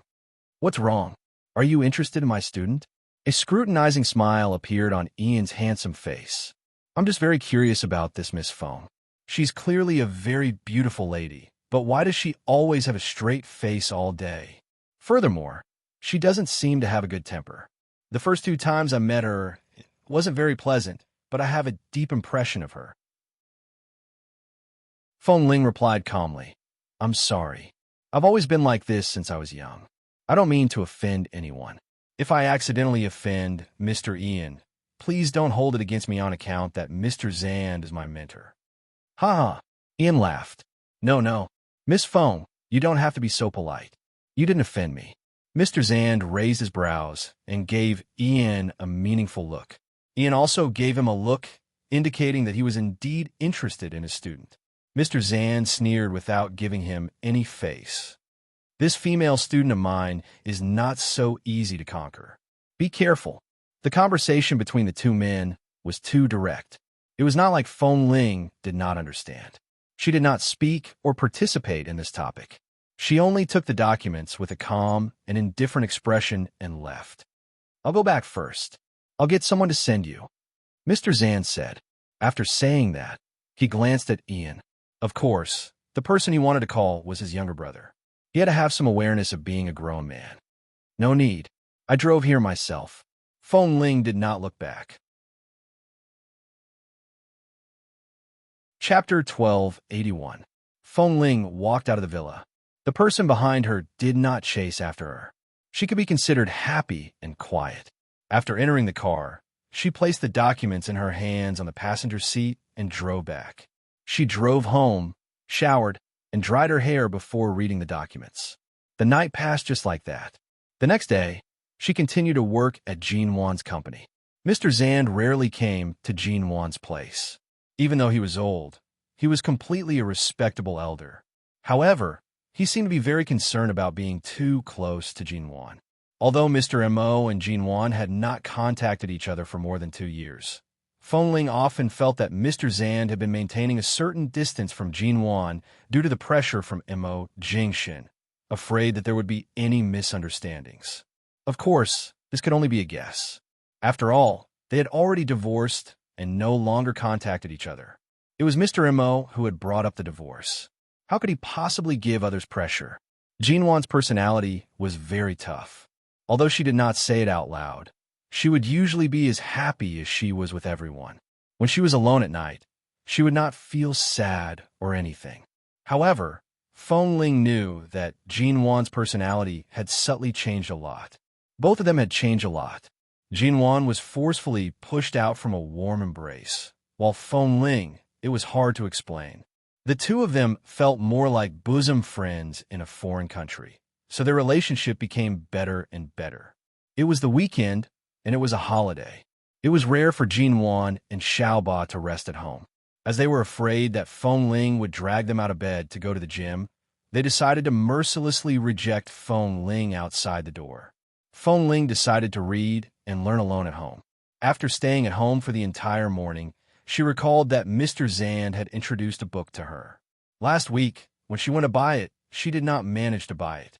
He said that it would arrive in a week. She changed her clothes and headed out. The bookstore she was going to was about a 15-minute drive from her residence. After arriving, she directly entered the bookstore to find the book. This bookstore was on the first floor of a department store. It was connected from the inside to the outside, and people often used it as a side door to enter, so there were all kinds of people coming in and out. Today was the weekend, so there were a lot of people coming in and out. Feng Ling was walking past the business and finance books area. She picked up a book and flipped through it. After reading for a while, she turned to continue looking. Suddenly, she found a book that she had never seen before, but the content inside was very interesting. It was also related to finance and business, But the author's expression was very humorous. As she read, she was quickly attracted. She would not feel sleepy, nor would she feel like she was learning. Instead, it was as if she had learned a lot of various cases from short story. Feng Ling was fascinated by it. She stood there with her head lowered and kept flipping through it seriously. Suddenly, a scream came from a place about 10 meters behind her. Ah! At first, Feng Ling ignored them, but then she heard the people behind her fleeing in panic. Tokyo bandits. It's the Tokyo bandits. There are often gun murders in Western countries and major cities. The Tokyo bandits, as the name suggested, were a robbery force formed by a few Japanese martial artists. They all had guns in their hands and were skilled. They had been committing crimes in England. The last time she heard of them killing and robbing was more than 2 months ago. At that time, they robbed a gold shop. The money and gold inside were enough for them to live for a long time. It seemed like they were short of money again. They actually dared to appear in the business center of London. Listening to the noise and screams behind her, Feng Ling's expression did not change. She continued to read the book in her hand as though she had heard nothing. She frowned unhappily because the screams behind her affected her mood. Bang! One of the bandits suddenly fired a shot at the light above the bookstore. In an instant, the lampshade shattered and scattered on the ground. Hearing the gunshot, the people shouted even more excitedly, but it seemed like the Tokyo bandits were guarding the front and back doors. In the end, no one was able to escape. All of them shrank their necks in fear and hid inside. In the end, there were more people squeezing in. Feng Ling didn't know who bumped into her, but she closed the book in her hand expressionlessly. The group of people were panicking. Only a woman standing there with her back to them, with a book in her hand, did not seem to be in a hurry. A few of the Tokyo bandits saw her at a glance. Is that person deaf? Can't you hear the gunshot? I think he's deaf. A normal person would have been scared silly. Look at how many people are here. 1, 2, 3, okay, this K. More than 20 people are all scared like dead dogs, haha. After that, the Tokyo bandits shouted at the crowd in Chinese, "Don't move. Otherwise, I'll kill you now. Hand over all the valuables you have." Hearing that the Tokyo bandits were shouting in Chinese, the British people present were all in disbelief. Why were they Chinese? Were these people not Tokyo bandits? Could it be that Chinese were robbing them? Feng Ling's fingers quietly stroked the edges of the book, her back facing the Tokyo bandits. They were all Asian. They were doing illegal things in a foreign country and pretending to be Chinese. They were really filthy to the extreme. That woman hasn't reacted yet. She's either scared or she hasn't heard anything. Go get her over here and start with her.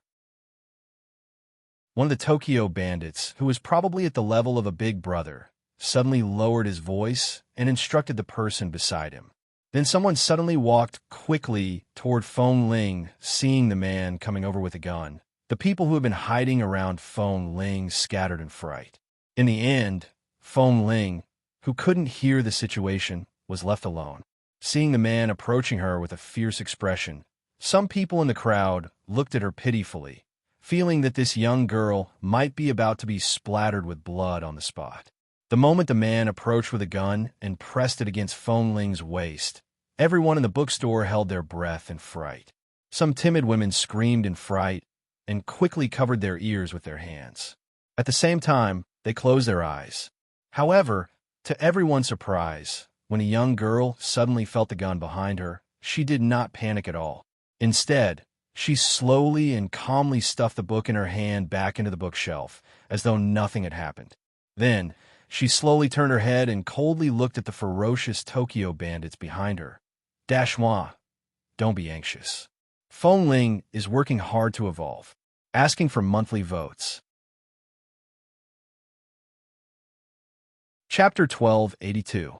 The Tokyo bandits immediately shouted something behind Feng Ling. It sounded like Chinese, but it also sounded like Japanese. When mixed together, it became a language that no one else could understand. However, they believed that not many people present could understand it. They just treated it as Chinese, so they immediately shouted a few more words. In between, there were a few words that could be understood. For example, they shouted in Chinese, "Do you want to live? Grandpa can let you live." Give me money.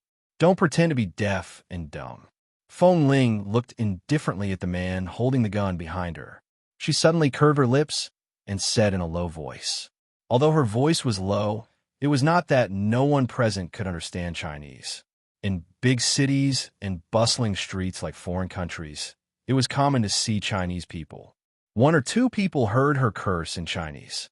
She scolded the Tokyo bandits for being an island tribe, and they immediately looked in her direction in surprise. However, the Tokyo bandits did not understand. He stared at her in confusion and asked in his not fluent Chinese, "Are you from China?" Feng Ling smiled lightly. Her smile looked harmless, especially now that she had long hair and was wearing one of the clothes that Jin Wan had forced her to buy some time ago. She looked very girlish, making people feel that she was just a weak young girl. She didn't answer but said word by word clearly, "You don't even know how to speak decent Chinese. A few barbarians from an island country dare to pretend to be your ancestors from thousands of years ago. Chinese people use knives and guns to kill enemies. They're not the same as you little Japanese people who kill themselves in front of the Emperor of Japan. Be careful." The Tokyo bandits didn't quite understand her words, but they could tell that she wasn't afraid of them at all. They immediately looked in her direction coldly.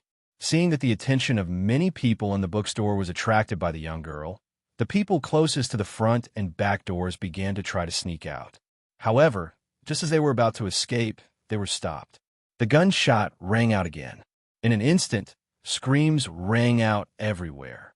In this chaotic moment, Feng Ling's hand suddenly grabbed the gun against her waist. She snatched the gun with one hand before the person behind her could react. With the other hand, she grabbed a transparent glass bottle with a green basket on top of the bookshelf and smashed it against the head of another person slightly closer to her.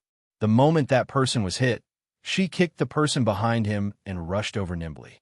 She snatched the gun from the person who had just been hit by the glass bottle. With two guns in her hands, she didn't have to worry about running out of bullets. She forcefully turned the gun in her hand and coldly fired a shot at the two people who were groaning in pain on the ground. The bullets hit their wrists, rendering them unable to participate in the battle. It was just a few armed robbers. Feng Ling didn't say anything. The moment the Tokyo bandits raised their guns and pointed them at her, she kicked the bookcase closest to her to block all the bullets coming at her. At the same time, she avoided the muzzles of those people and stretched out her hand under the cover of the bookcase to shoot the person at the edge. The people who were hijacked in the bookstore didn't know what had happened. That young and beautiful girl just now actually had such a good background. She actually fought against them in front of so many armed bandits. Even a young girl knew how to resist. Some of the men in the bookstore subconsciously tried to hide behind other bookcases. At the same time, they kept grabbing the heavy books and throwing them at the bandits. They wanted to help and try to save themselves. Feng Ling took advantage of the fact that the books were flying randomly to distract those people's vision. She suddenly raised her other gun and shot at the foot of the person who was rushing over. Then she aimed it at his head and glanced coldly at the other party. At the same time, the other party was shocked and did not dare to step forward. She suddenly kicked away the person who had fallen to the ground and tried to grab her leg. She turned around and suddenly leaped forward. She used her elbows, knees, calves, and feet to hit all of them. She snatched all their guns and threw them into the fish tank in the corner of the bookstore. When the few people who were skilled wanted to go forward to restrain her, she smashed the butt of the gun in her hand against their necks. She did not forget her close combat moves. It was just a few Tokyo bandits. In the blink of an eye, they all fell to the ground. They lay on the ground in pain and cursed. This time, they were all in their own language. Hearing their words, the people present instantly understood. These people were actually pretending to be Chinese. They were clearly the rumored Tokyo bandits, but they were so despicable that they dared to pretend to be Chinese to cause trouble abroad. Who exactly are you?" One of the Tokyo bandits, who had his wrist almost shattered by Feng Ling's stomp, fell to the ground in pain and asked her with difficulty. Feng Ling lowered her eyes and looked at him coldly. She did not answer. Instead, she threw the last gun in her hand into the fish tank in the corner and turned to leave. Earlier, she did not find the book she wanted, but she remembered the name of the book that had attracted her. She wanted to buy it in another bookstore and take it home on the weekend to read it.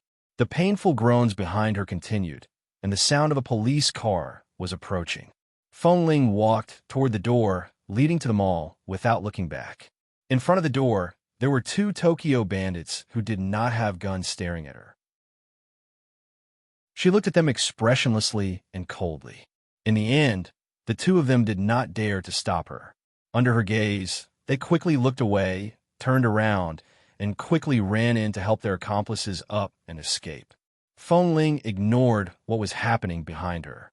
No matter how the London police dealt with it, it had nothing to do with her. After all, her actions were only self-defense, and she did not kill anyone. The few of them were in a mess, and it was enough for the police to be busy. No one would take the time to pester her. However, as soon as she walked into the mall, she wanted to find a door that led to the outside and leave quickly. She did not plan to waste time here. She still had to go to the bookstore. However, she did not expect to suddenly run into Mr. Ian, who had appeared out of nowhere. Their eyes met. Ian's gaze was like a torch landing on her body. At the same time, he saw a trace of blood on her wrist. Feng Ling's back was indeed good, but those people had a lot of weapons in their hands. One of them was carrying a knife. Although he was cut down by her in the end, his wrist was still cut in the snatching. Chapter 1283.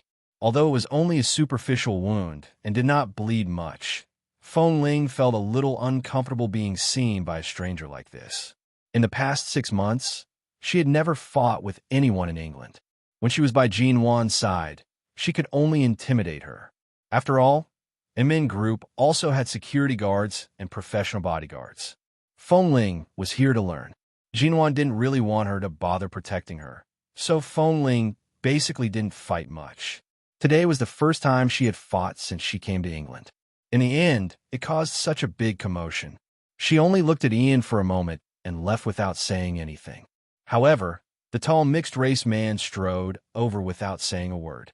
The moment Feng Ling turned around and took a few steps, he suddenly grabbed her wrist. Although he avoided the wound on her wrist, he held it tightly. "You're injured. I'll take you to bandage it." Although Feng Ling had been in 11 bays for many years and didn't feel much from her brothers, this man was different from her previous brothers. She was so sensitive that she wanted to pull her hand out, but the man held it even tighter. She frowned. "Let go." Ian lowered his eyes to look at her. "I said you're injured and need to bandage it. It's just a small injury. Just buy a Band-Aid." Feng Ling turned to look at him. "Mr. Ian, please let go of my hand. I'm not as open-minded as you British. It's not polite to hold someone's wrist in public." Ian retracted his hand and glanced at her again. Then he turned to look at the bookstore that was surrounded by the London police.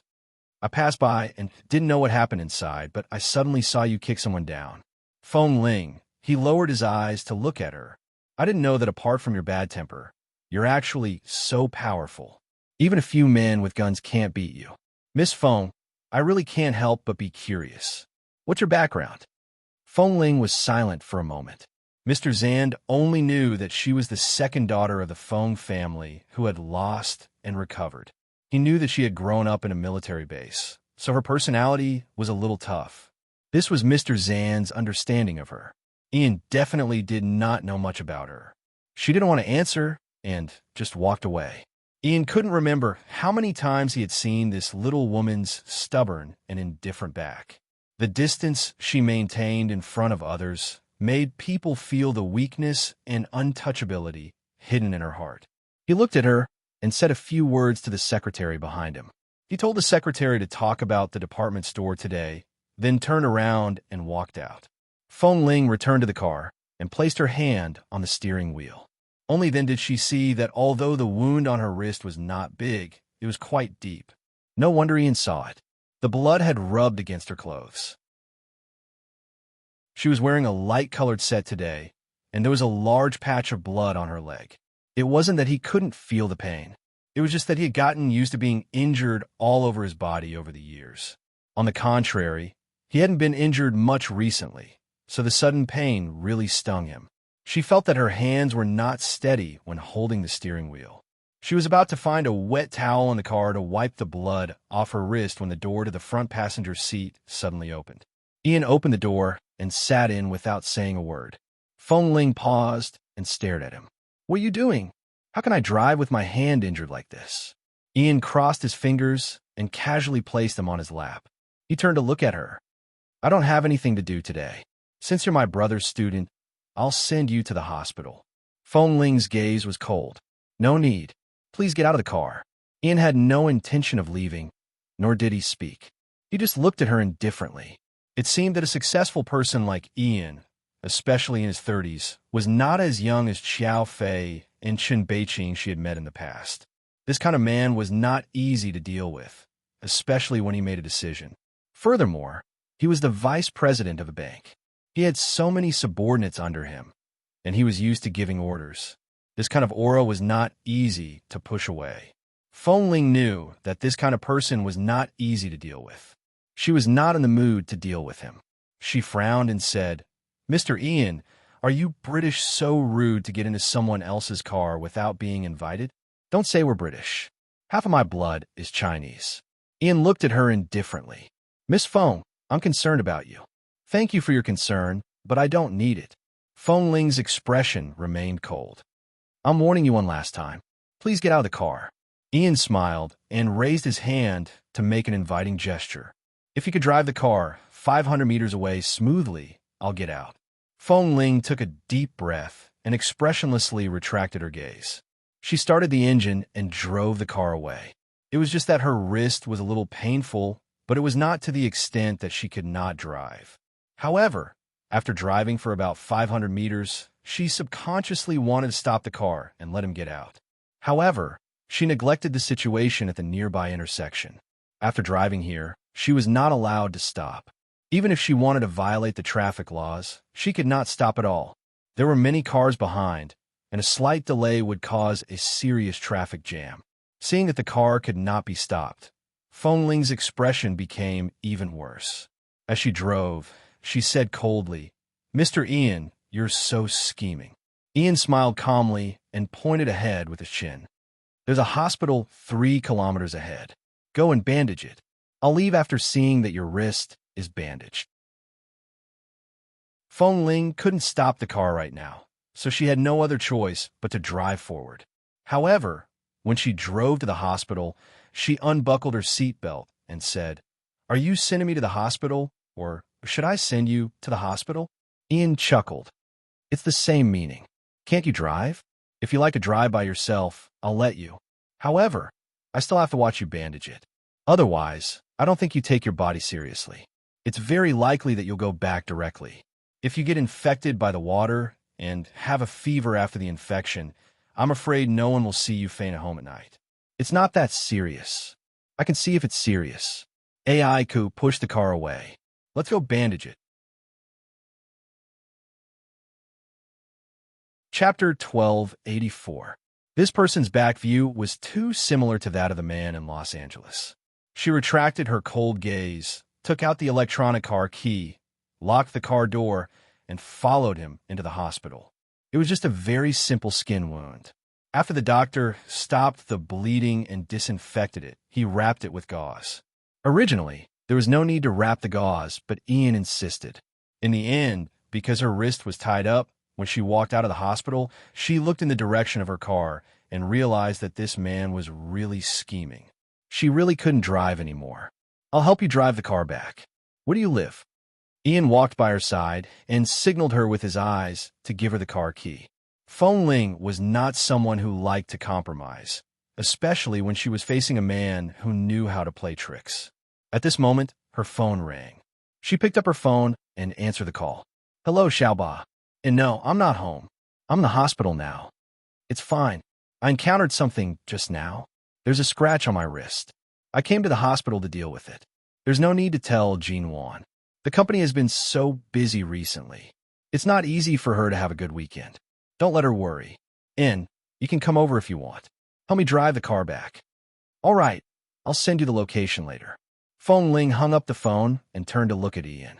Sorry, my friend will be here soon. She can send me back. She can also drive the car for me. Thank you, Mr. Ian. Ian raised his brows slightly. Why do you always guard against me as if you're guarding against a thief? Do I have ulterior motives toward you or something? No, you're thinking too much. I'm just not used to being too close to strangers. I've seen you a few times. You're still a stranger? Are we very familiar with each other? Feng Ling asked. Seeing that she didn't give him any space to take advantage of, Ian had met countless scheming and shrewd women at his age, but he had never seen such a stubborn woman. The key was that when she could clearly see that he was interested in her, she kept him at a distance of 1,000 miles. If this was her way of seducing men, he could only congratulate her on her success. However, she didn't do it on purpose. She really didn't want to have anything to do with him. All right, I won't argue with you. Ian glanced at her car. I'll accompany you to the car and wait. I'll leave when your friend comes. Feng Ling did not say anything and walked toward her car. No matter what, Ian had arranged for her to go to the hospital. He had also asked someone to quickly call a doctor to bandage her wound so that she wouldn't have to wait in line. He still had to be courteous at the end. After returning to the car, Feng Ling sat in the driver's seat, picked up her coat, and put it on. The sleeve of the coat was just enough to cover the white gauze on her wrist. Then she picked up her phone and kept looking at it, ignoring the man sitting in the passenger seat. In the end, the phone was suddenly taken away from her hand. She looked at the empty phone and turned to see Ian holding her phone smoothly and calling his own phone. Feng Ling watched him. What are you doing? Give me your number. In the future, we'll know each other and no longer be strangers. Ian was very direct. After obtaining her phone number, he did not do anything else. Before she flew into a rage, he handed the phone back to her. Don't worry, I'm also very busy. I don't have so much time to disturb you, but since we're both single, it shouldn't be too much to contact each other when we're not busy. It doesn't violate any moral standards. You can be uninterested in me, but it doesn't stop me from being interested in you. There's still a long way to go. Feng Ling reached out and snatched her phone. Seeing that he had saved her phone number into his address book, she was clearly unhappy. You're not being polite. If I'm too polite, I won't be able to chase after the woman I like. Were all men so shameless when chasing after women nowadays? Sure enough, only the cold and aloof Mr. Mo was the most pleasing to the eye. Back then, other than being good to Jean Wan, his attitude towards everyone else was so cold, as though they were worlds apart. He would never do anything to make things difficult for others. Even when it came to Jean Wan, he treated her with sincerity. He would never play such a messy trick. She did not speak anymore and did not want to communicate with this person. She just looked at the time on her phone impatiently, waiting for Xiaoba to come over. At this moment, the man beside her suddenly reached out his arm and leaned closer. When Feng Ling turned to look at him, the man had already placed one hand on the steering wheel in front of her and the other on the seat behind her. Although he did not pull the distance too close, his action of imprisoning her in the driver's seat still made Feng Ling's eyelids twitch. How deeply hurt are you to hide your heart so well? Ian looked into her eyes. You're young. You shouldn't be so dull. Feng Ling looked away expressionlessly and could not be bothered to answer. Los Angeles, America. Lee Corporation. CEO Lee. The secretary, Yu Zheng, knocked on the door and entered the CEO's office. He walked in with a few meeting documents in his hand. When the man walked in, he was actually a little nervous. After all, Li Nanheng had been back to take over the Lee Corporation for a few months. Although he was swift and decisive, he had made the company look like he had changed a layer of skin, and the whole company had entered a state of slow improvement. In the past 6 months, the Lee Corporation had been in the best state in recent years, but CEO Lee was good at everything except for his temper. Furthermore, his temper was extremely bad. Usually, other than the necessary work relationship, he rarely communicated with the assistants and secretaries in the company. However, CEO Lee did have an assistant named Xiao Su by his side. It was said that he had followed CEO Lee out of 11 Base and had been with him for many years. He was efficient, diligent, and tight-lipped. Other than communicating more with Xiao Su, CEO Lee spent most of his time working with a sullen face. He rarely smiled. Therefore, although everything in the Lee Corporation had been developing in a good direction in the past 6 months, this CEO Lee who never gave anyone a good look, really made the secretaries and assistants who had to face him tremble with fear every day. Chapter 1285. From the beginning, the words were clearly written on CEO Lee's face. I'm not in a good mood right now. After the meeting was suspended, everyone heaved a sigh of relief and quickly returned to their respective posts to avoid being affected. After all, if CEO Lee was really ruthless, he could fire all the heads of several departments at the same time. Half a year ago, when he first took over the Lee Corporation, he had changed the blood of these people. It was not impossible now. Everyone avoided him as much as they could. After all, CEO Lee's expression when he looked at his phone was frighteningly bad. Yu Zheng was unlucky. As a secretary, he had to bite the bullet and come to deliver the meeting documents. CEO Lee. After Yu Zheng put down the document, he saw Li Nanheng sitting on the leather chair behind the desk. He leaned against it and did not speak. His expression was still cold. He did not continue to look at his phone, but he was holding it in his hand. It looked like he was about to crush it on the spot. After hesitating for a moment, he tried his best to speak in a voice that was filled with a strong desire to live. This is the information from the meeting just now. Although the meeting was only half done, the information that was sorted out and the summary of the various departments that need to be submitted have also been summarized. Please take a look. Li Nanheng glanced at the document that was suddenly put down on the table. His cold eyes gradually regained some focus. Do you need me to go to England recently? Or can you arrange for me to go on a business trip to England? England? Yu Zheng was startled for a moment. He did not understand why he suddenly wanted to go to England, but he still seriously picked up the tablet and checked it for a while before answering. So, Lee, you don't have any plans to go to England recently. Instead, you have a lot of things to do in Washington, Los Angeles, and New York. Recently, the cooperation with the Lee Corporation has been expanding better and better. There are more and more occasions that require you to appear personally. These are all things that you have to go personally. As for England, Yu Zheng looked at the last few pages on the tablet. Oh, in 3 months, there will be an exhibition in Los Angeles with the British Diplomatic Corps. This was just decided not long ago, but the people from England are coming, not you. Li Nanheng rubbed his brows. Arrange something for me to do in England. Yu Zheng was really dumbfounded. The Lee Corporation did not have much contact with the companies in England, and there were not many activities that required Li Nanheng to personally go to England. However, CEO Lee had personally spoken, so he probably had something to do in England. President Lee, do you know MN Group in London? Yu Zheng asked. Li Nanheng frowned and glanced at him. I know. What happened to MN Group? We have a cooperation document sent by MN Group when it was just a small studio. At that time, it was suppressed and never brought to the table. Now that the small studio has transformed into MN Group, its strength cannot be underestimated. Now, we can take out this cooperation document and take a closer look. If we can really cooperate, perhaps CEO Lee, you really need to go to England in person. Jinwan's previous studio had sent a cooperation application to the Lee Corporation. It was probably because he hadn't returned to the Lee Group yet. Otherwise, if he were here, if he refused Jinwan's studio's request, Mo Jingshen would be the first to make trouble for him. Give it to me. Let me have a look. All right. Yu Zheng quickly called the secretary's office to find the cooperation application document. The secretary's office was very efficient, especially when they heard that CEO Lee wanted to see it. 10 minutes later, there was a knock on the door of the CEO's office. Another secretary came in to deliver the document. Yu Zheng took it, opened the bag on the document, sorted out the order, and placed it in front of Li Nanheng. Although this secretary was a man, he had been in the Lee Corporation for many years. He was thorough and thorough. His cousin, Li Jintz, had always praised this secretary when she was managing the company. Although Li Nanheng didn't communicate much with him, he had to admit that he was indeed a very good assistant.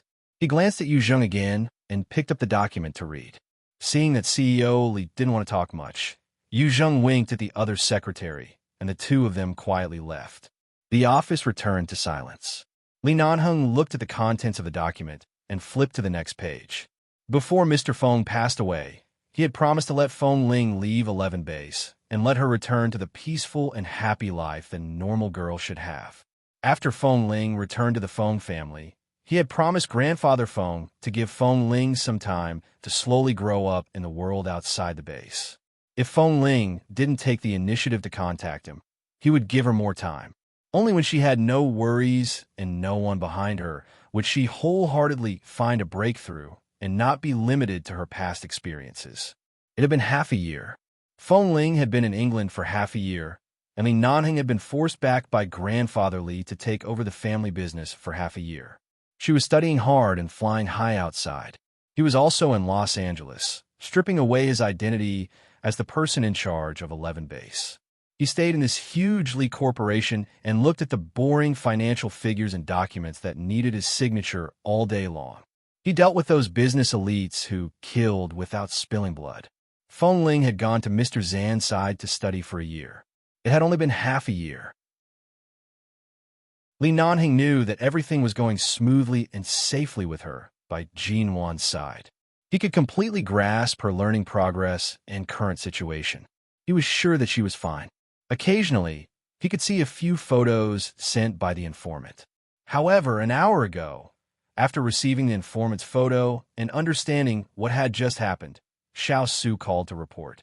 In the photo, the mixed-race man who went in and out of the mall and hospital with Feng Ling kept his gaze on Feng Ling's man. After all, he understood men.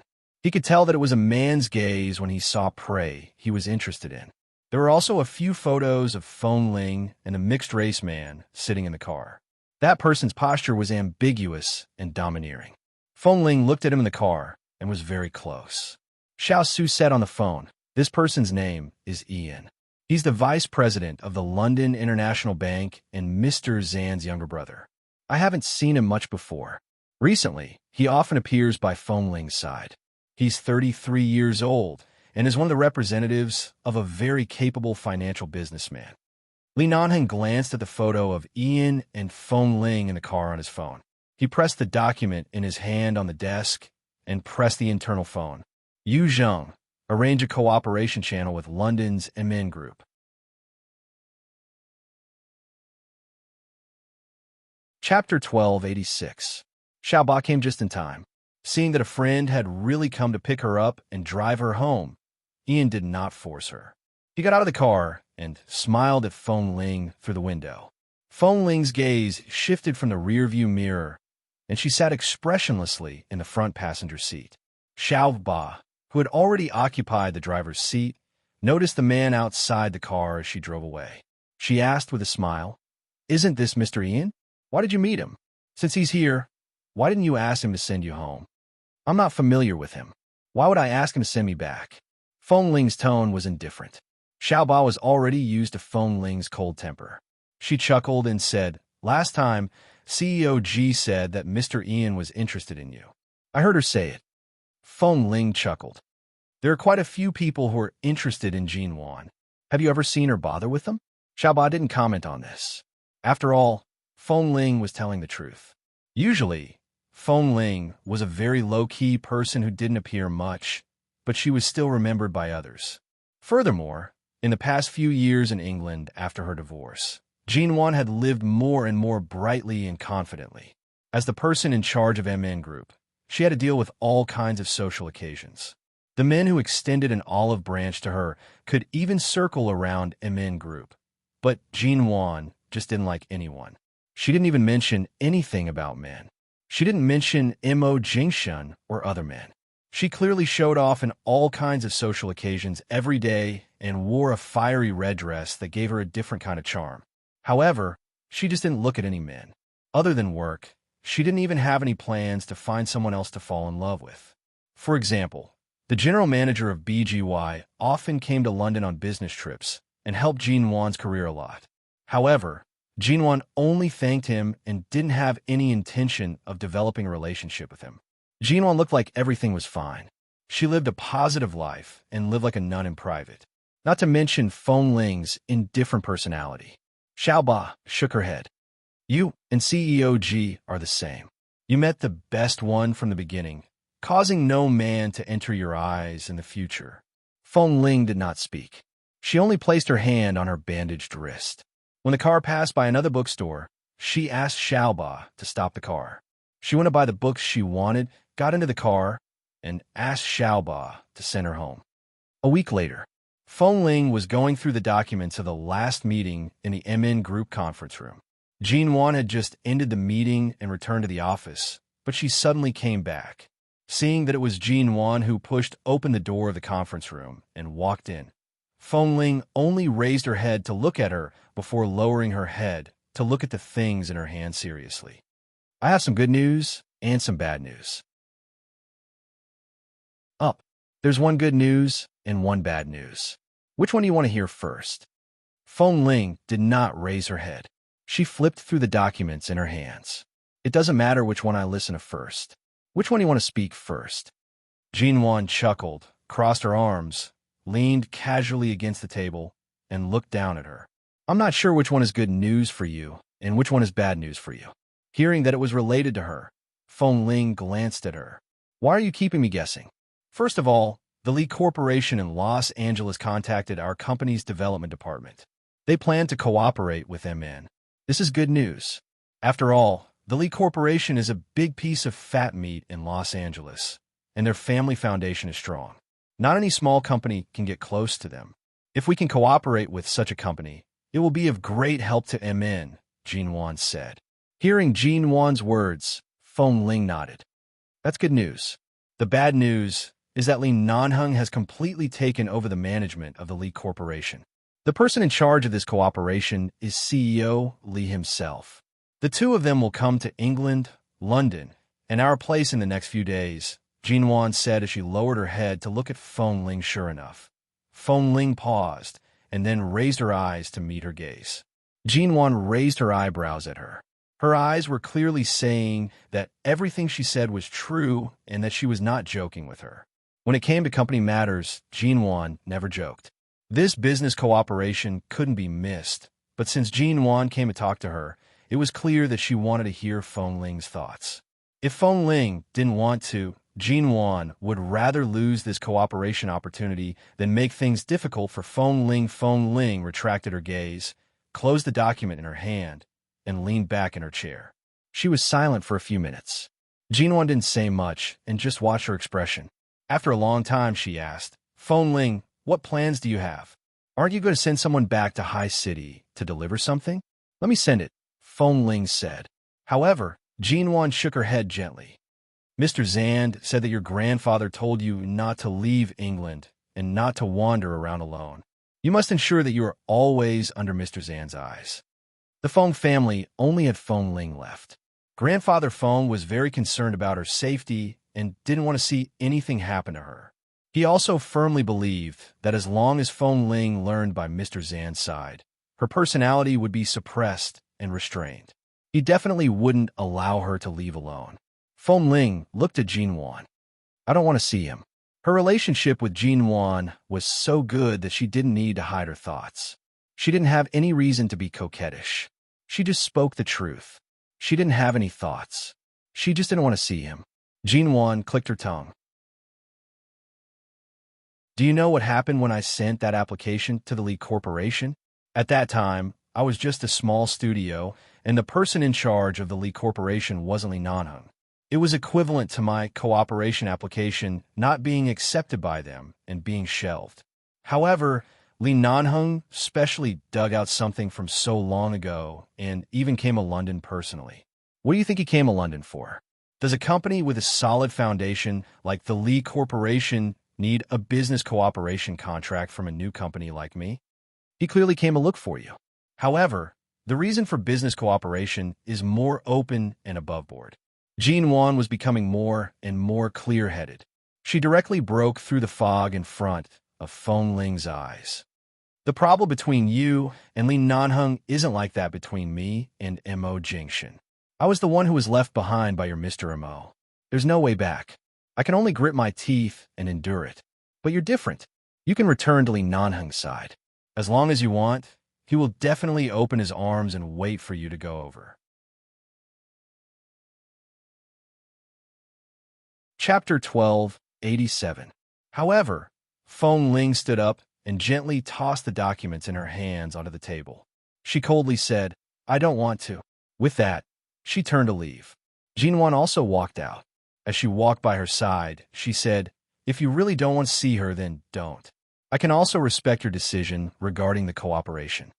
You can talk about the business cooperation as you want. Just don't bring me out. I'll be studying at Mr. Zan's house this week. If I don't have time, I might stay his place. After all, he has a lot of rooms. It's convenient for me to have a bedroom." Seeing Feng Ling's determination, Jinwan understood her thoughts and nodded. All right then. 2 days later, Li Nanheng arrived, but found nothing. No matter what the occasion was, Feng Ling did not appear at all, nor did she come out with Jinwan.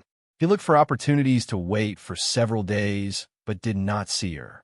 In the end, before he was about to sign the cooperation contract with Immerse Group, Li Nanheng stood in Jinwan's office and expressionlessly tossed a stack of contracts on her desk. He asked coldly, "Where is she?" Jinwan sat behind the desk and looked at him calmly. She bluntly said, "She doesn't want to see you. She took a few days off from me and didn't come to the company." Li Nanheng coldly glanced at her. "CEO G, you're so blunt now." Jinwan chuckled lightly, but her smile did not reach her eyes. "We can be considered old friends. I'm just saying what I want to say.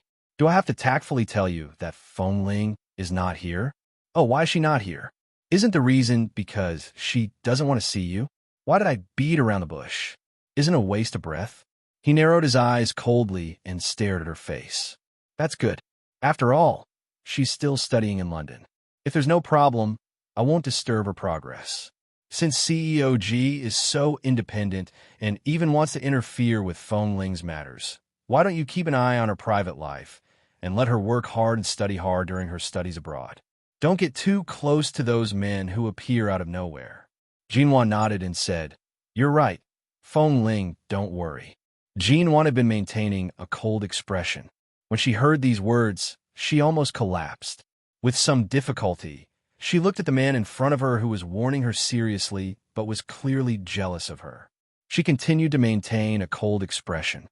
"I don't care about Feng Ling's private life, but based on the relationship between sisters and friends, I feel that as long as it doesn't affect her learning progress, it's not a bad choice to let her interact with others occasionally and forget the people and things in the past as soon as possible." Li Nanheng said solemnly, "Do you think she is you? What's the difference between her and me now? She knows how to endure better than me, but once this kind of person who is used to enduring explodes, no one can bear the consequences. I believe she should have already exploded. Otherwise, you wouldn't be so helpless against her now." Jinwan was no longer pretending to be cold, but really indifferent. A layer of frost appeared between Li Nanheng's cold brows, but he did not explain anything. He only said, "Since she is with you now, you should keep an eye on her. You know what I mean. Don't mess around and harm others and yourself. Her mind can't hold more things. If you dare to randomly send people to her, in the end, she will be filled with self-blame and guilt, or if she can't leave some unnecessary circles, she will become a psychological burden. Jinwan, when my temper is bad, I won't give him a junction face." Originally, Jinwan had always been joking. How could she really mess around? However, Li Nanheng's last sentence still caused Jinwan's expression to freeze. "Whether you give him a junction face or not, what does it have to do with me?" Jinwan was expressionless. "Am I very familiar with him?" Li Nanheng only sneered. He glanced at the contract in front of her, picked up the pen, and signed it. He then threw the pen down and turned to leave without looking back. Xiaoba saw Li Nanheng's back and softly exclaimed. She then pushed the door open and walked in. "Oh my God, so cool. I've never seen this legendary Mr. Li before. I didn't expect him to be so handsome. He is Feng Ling's." Jinwan's expression was cold because Li Nanheng had mentioned Emo Jingshin. The moment Xiaoba entered, she felt that the atmosphere was not right and quickly shut her mouth. Seeing that the business cooperation contract had been signed, she walked forward to pick it up and left. She did not dare to speak anymore. Feng Ling did not want to see him. Seeing that she was still studying, Li Nanheng did not look for her. Even though he knew that she was at Mr. Zan's place and could use the fact that he had some relationship with Mr. Zan to capture her, he still gave her time to study quietly and did not disturb her. However, before Li Nanheng left London, he warned Mr. Zan to tell his brother to stay away from Feng Ling and not to touch women he shouldn't touch. Otherwise, it was hard to say if he would personally visit London again. At that time, it would not be as simple as a warning. In the next few months, although Mr. Ian still maintained a considerable interest in Feng Ling was like a block of wood. She did not even agree to treat him to a meal. When she saw him, she would always take a detour. Later on, she even became smarter. Every time she went to Mr. Zan's house, she would ask someone to drive with her, thus avoiding the opportunity for him to send her home. In short, she did not give him any chance at all. Most importantly, because of Li Nanheng, Mr. Zan maintained some doubts about Feng Ling's past. Previously, he had only thought that she was a little girl who had finally returned to the Feng family after suffering outside for a few years. He did not expect that her relationship with Li Nanheng was not simple. A smart person like Mr. Zan had always known how to act appropriately, so he did not take the initiative to matchmake them. Although Li Nanheng did not see Feng Ling, the deterrent effect of coming to London was enough to achieve his goal. Los Angeles, America. Lee Corporation. Li Nanheng leaned against the leather chair behind the desk. He played with the pen on the table with one hand and closed his eyes to listen to Xiao Su's report. On August 20th, Feng Ling and Jean Wan went to Paris to participate in Bustling's debut show. They stayed in France for a week and met several French partners. On September 3rd, Feng Ling met the general manager of London's GK Corporation alone and discussed a cooperation worth 400 million yuan. On September 8th, Feng Ling, then, when he mentioned the charity banquet sponsored by the London International Bank, Mr. Ian personally invited Feng Ling to attend as his female companion. Xiao Su looked at the report below and paused for a moment. He raised his eyes to look at Li Nanheng, who was calm and composed, as though he was sure that Feng Ling would not attend. On September 15th, Feng Ling attended the charity banquet as Mr. Ian's female companion. The London business media recognized her as Mr. Ian's girlfriend. Li Nanheng abruptly opened his eyes. Io, Li Ha miscalculated. Now that little Feng Ling has studied in England for a year, he can officially go snatch a wife. Chapter 1288. London, MN Group. Feng Ling had been studying in England for a year, and the progress of her studies had almost been completed. According to Grandfather Feng's wishes, he planned to let her return to America soon and return to the Feng family, which was currently in New York, to take over several businesses under the Feng Corporation's name. He wanted her to gradually adapt to being independent. This way, her future path would be more perfect and she would be able to apply what she had learned. However, there were still some unfinished matters that she had not finished, so she was not in a hurry to leave. She was used to helping Jean Wan and returning home after she was done. As soon as she walked out, she saw the blue Bugatti parked there. It had been so long. Even though she had not been in Mr. Ian's car many times, she could recognize it at a glance. It had only been a day since she went to the charity dinner as his female companion. Feng Ling thought that she could always live in peace with this Mr. Ian. She had always been wary of such a shrewd man and had never really wanted to approach him. Perhaps because he knew that she was leaving England recently, this Mr. Ian seemed to have suddenly changed his way of pursuing her.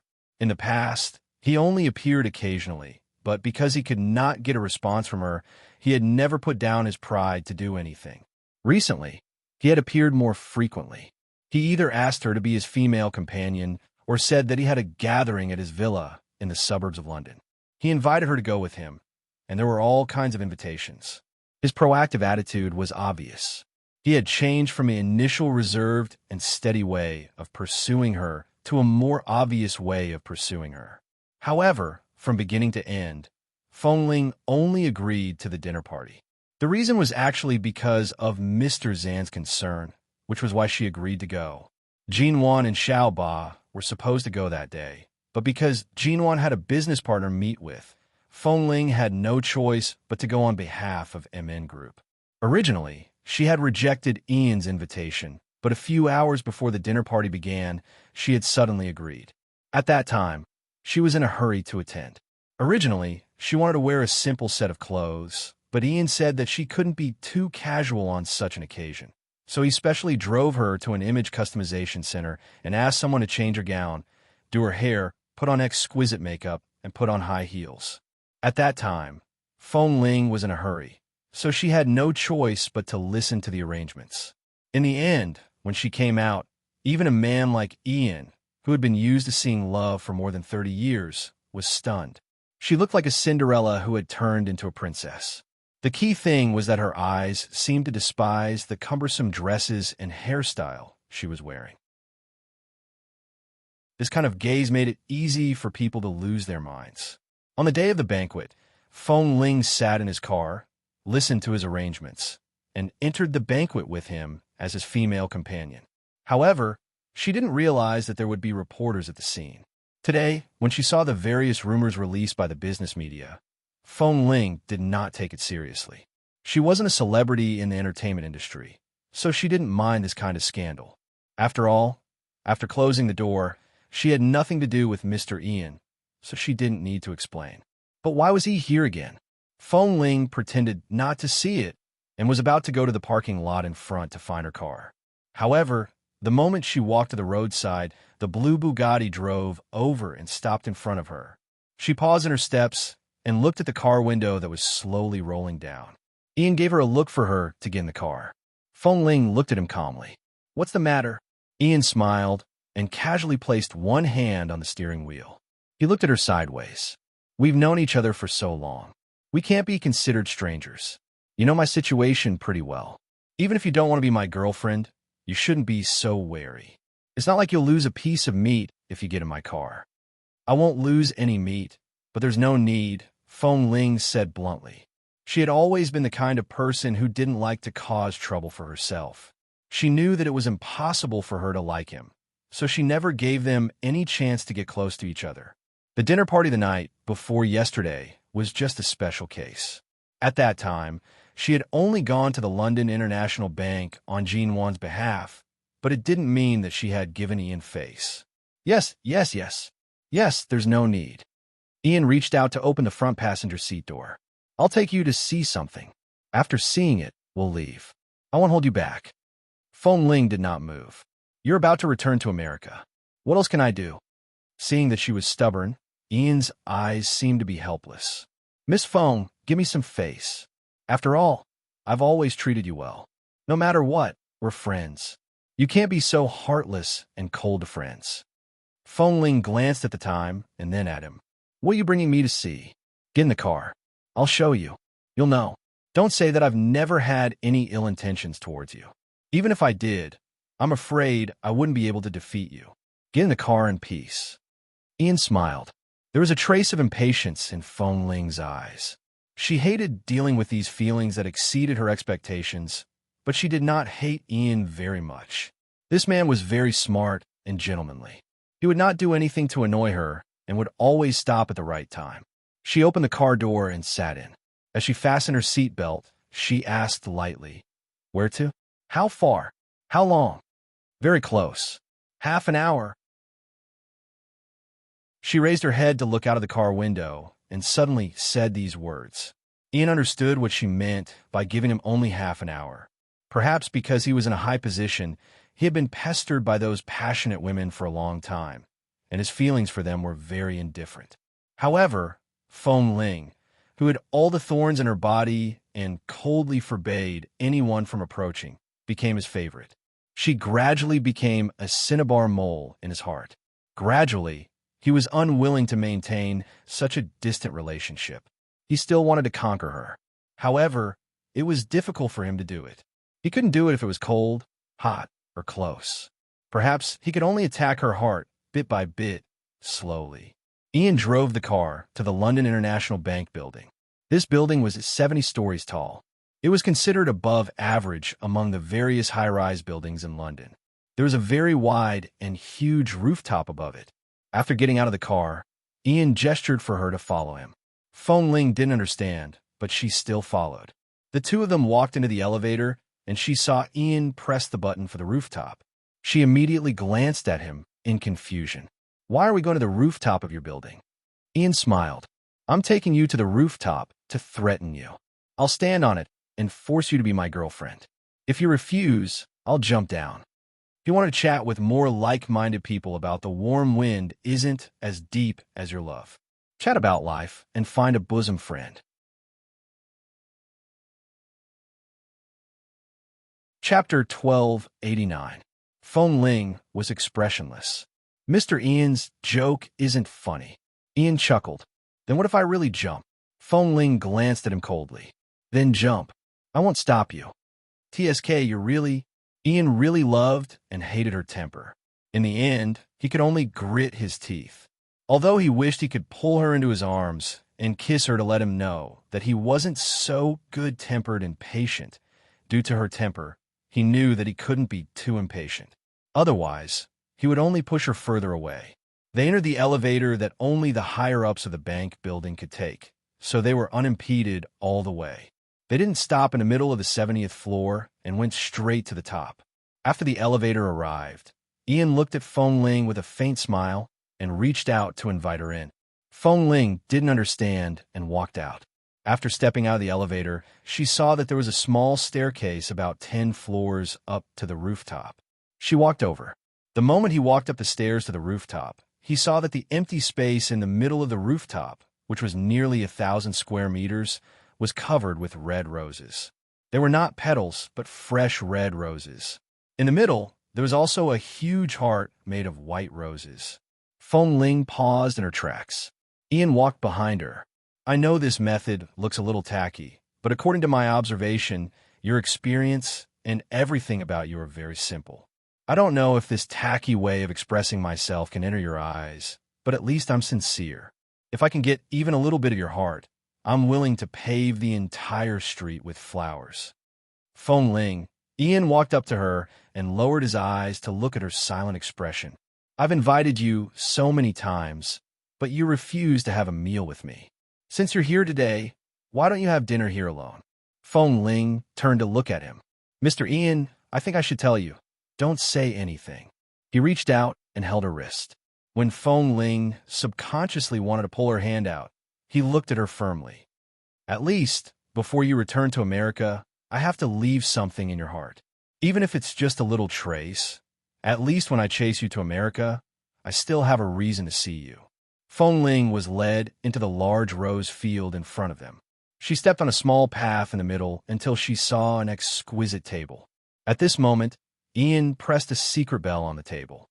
Immediately, someone brought up exquisite and luxurious carved candles and various exquisite dishes for various countries and placed them on the table one by one.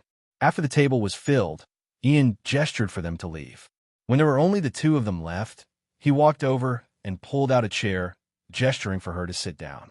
All the pursuits Feng Ling had experienced were Li Nanheng's pure straight man style of I like you, I want you. That man had never even given her a decent flower, let alone a rose-paved road and a candlelight dinner. In her impression, Li Nanheng had only given her a small wooden hut in the jungle, but it was later burned down.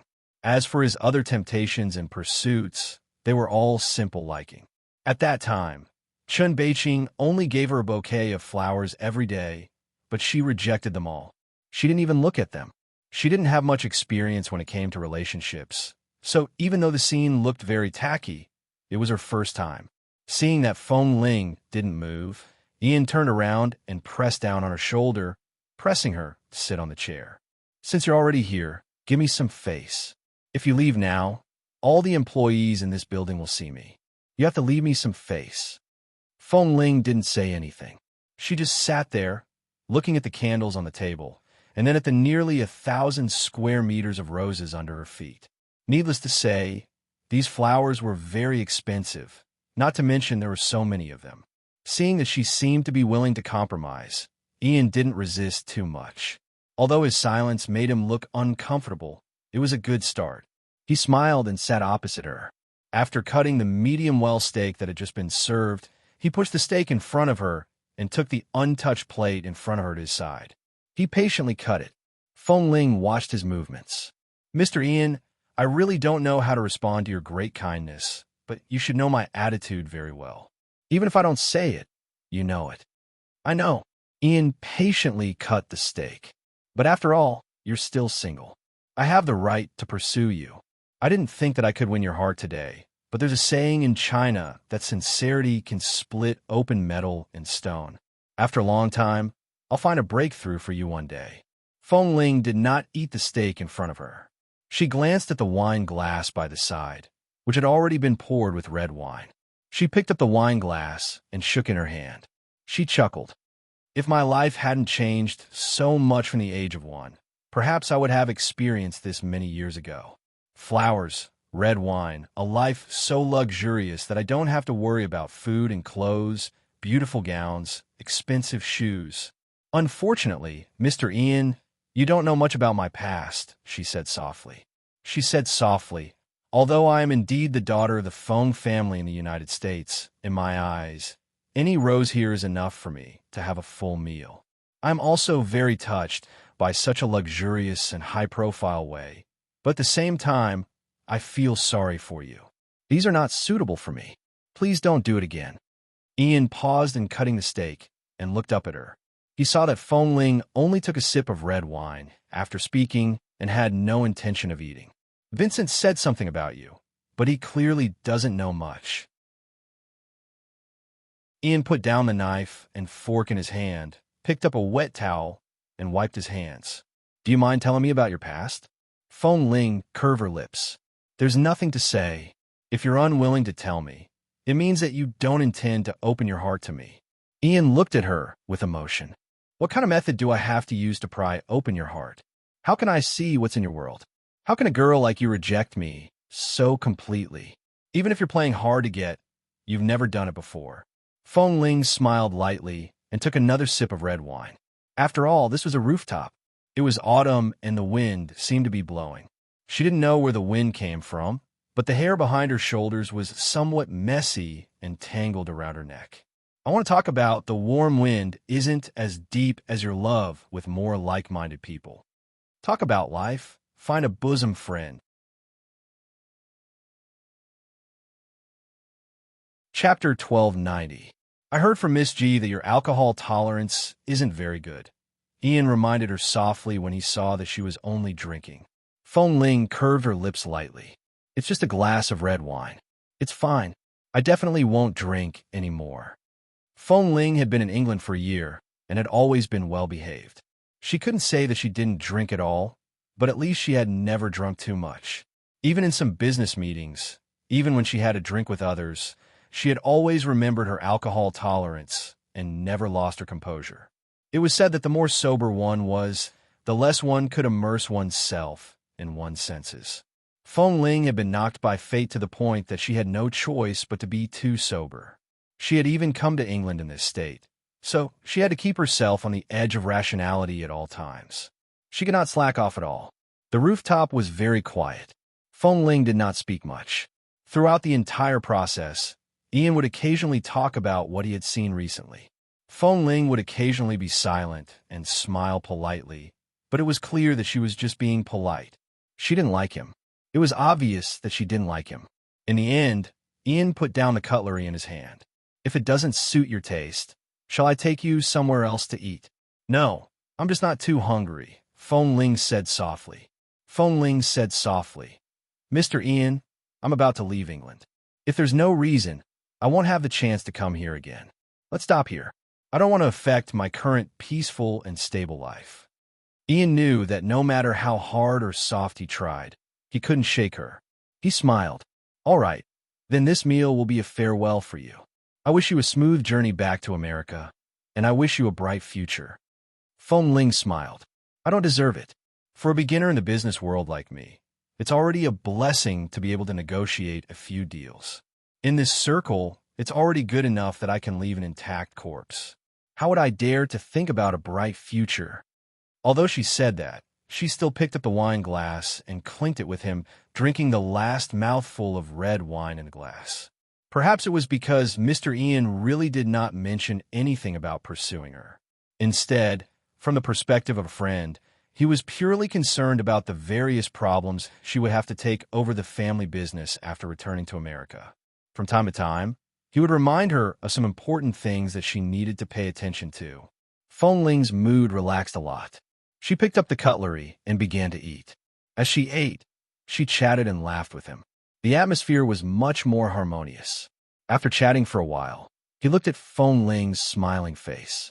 I've known you for so long, but this is the first time I've seen you smile at me. Really?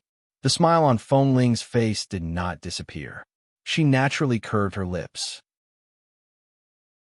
Xiaoba often complains that I don't like to smile and that I'm not approachable enough. It seems like it's true. It's okay. There are benefits to not smiling. At the very least, when you go back to take charge of your family's business at such a young age, the old foxes in the company will know that you're not a girl to be trifled with. They won't be able to easily see through your thoughts from your expression. This is also a good thing for you. Feng Ling only smiled lightly and did not reply. She was about to fork a piece of broccoli on the plate in front of her when she suddenly felt a faint pain on the back of her neck. In a slightly relaxed environment, she instinctively hissed and raised her hand to touch her neck. What's wrong? Ian saw her movements. I'm fine. Feng Ling put down her hand, picked up a piece of broccoli, and placed it on the plate in front of her.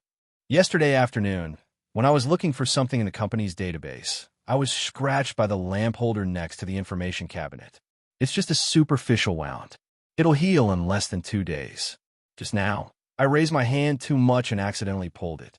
Hearing this, Ian stood up and walked over. Without waiting for Feng Ling to react, he stepped forward and tugged her collar back. Sure enough, there was a wound about 2 to 3 centimeters long on the back of her neck that was connected to the carotid artery. It wasn't too serious, but it was obvious that she had bled a lot when she was scratched. She didn't disinfect the wound and probably just washed it with water. She didn't tell anyone that she was injured here. The wound was already red and swollen. He frowned. You're such a good girl. Every time you're injured, you say it's fine. You say it's just a superficial wound. Could it be that you've suffered a more serious injury? What do you mean by superficial wounds? Have you never seen yourself as a woman? Feng Ling felt a little uncomfortable being looked at by a man at such a close distance. She shrank her neck slightly and was about to avoid him when Ian raised his hand to press her head. Don't move. Let me take a look. Feng Ling, it's all right. It'll scab in 2 days. There's no need to be so. However, Ian pressed her head with one hand to prevent her from moving. He picked up his phone with the other and dialed a number. He said into the phone, send a medicine box up. I need disinfectant cotton and some medicine to treat simple injuries. Yes, send it up now. With that, he put down his phone and continued to lift Feng Ling's collar. He looked at her snow-white neck with only a small wound. Don't move first. I'll help you disinfect it later. There's really no need. Feng Ling was about to get up, but he pressed down on her shoulder. Ian was a domineering man to begin with. Seeing that she was injured, it was impossible for him to let her get up and leave so easily. The two of them went back and forth like this. When Feng Ling turned to look at him, Ian had just lowered his head to say something to her. But in an instant, their breaths were so close that she almost bumped into his lips. The man in front of her had a deep gaze. He looked at her face and at her lips. He pressed down on her head and was about to kiss her. All of a sudden, a loud gust of wind came from above the rooftop. The wind speed was so fast that the tablecloth by the table fluttered. Feng Ling also had good ears and felt that the sound was familiar. It was like the sound of a large helicopter propeller. She abruptly pushed Ian away. In the blink of an eye, she saw a black helicopter fly over. It hovered more than 10 meters above the rooftop for a minute before landing on the rooftop. When he landed, the rose petals that covered the rooftop were swept aside by the wind and scattered everywhere. It was a complete mess. Ian turned back to see the helicopter that had suddenly landed on the rooftop of the building and frowned. When Feng Ling saw the 11 logo on the helicopter, her gaze did not change at all. The cabin door opened at this moment, and Li Nanheng's tall figure walked out. He stepped on the roses on the ground that were about to be crushed by the wind and looked at the man and woman who were almost hugging each other. His cold gaze swept across the candles and red wine on the table, and his eyes instantly turned cold. If you want to chat with more like-minded people about the warm wind is not as deep as your love. Talk about life, find a bosom friend. Chapter 1291. Ian only saw the man walking out of the helicopter. Looking at his eyes that could almost kill the enemy, he subconsciously protected Feng Ling with one hand and shielded her behind him. At this moment, about 10 members of 11 Base in black uniforms suddenly walked out of the helicopter. After walking out, they quickly lined up neatly beside Li Nanhong. As the roses on the ground were too much of a hindrance, they crushed them with their feet and kicked them aside, destroying more of the roses on the ground. Ian only saw that these people seemed to have a gun neatly attached to their waists. The man who appeared first was already looking at Ian's face. "Who are you?" Ian's expression was very unhappy. "Is the rooftop of the London International Bank building a place for you to park your plane?" Li Nanhong sneered, and at the same time, frost condensed in his cold brows. He did not answer him, but turned his gaze to Feng Ling, who was behind the man. "Do you need me to explain to him, Miss Feng?" Feng Ling, who was about to speak, turned into Miss Feng, who gritted her teeth.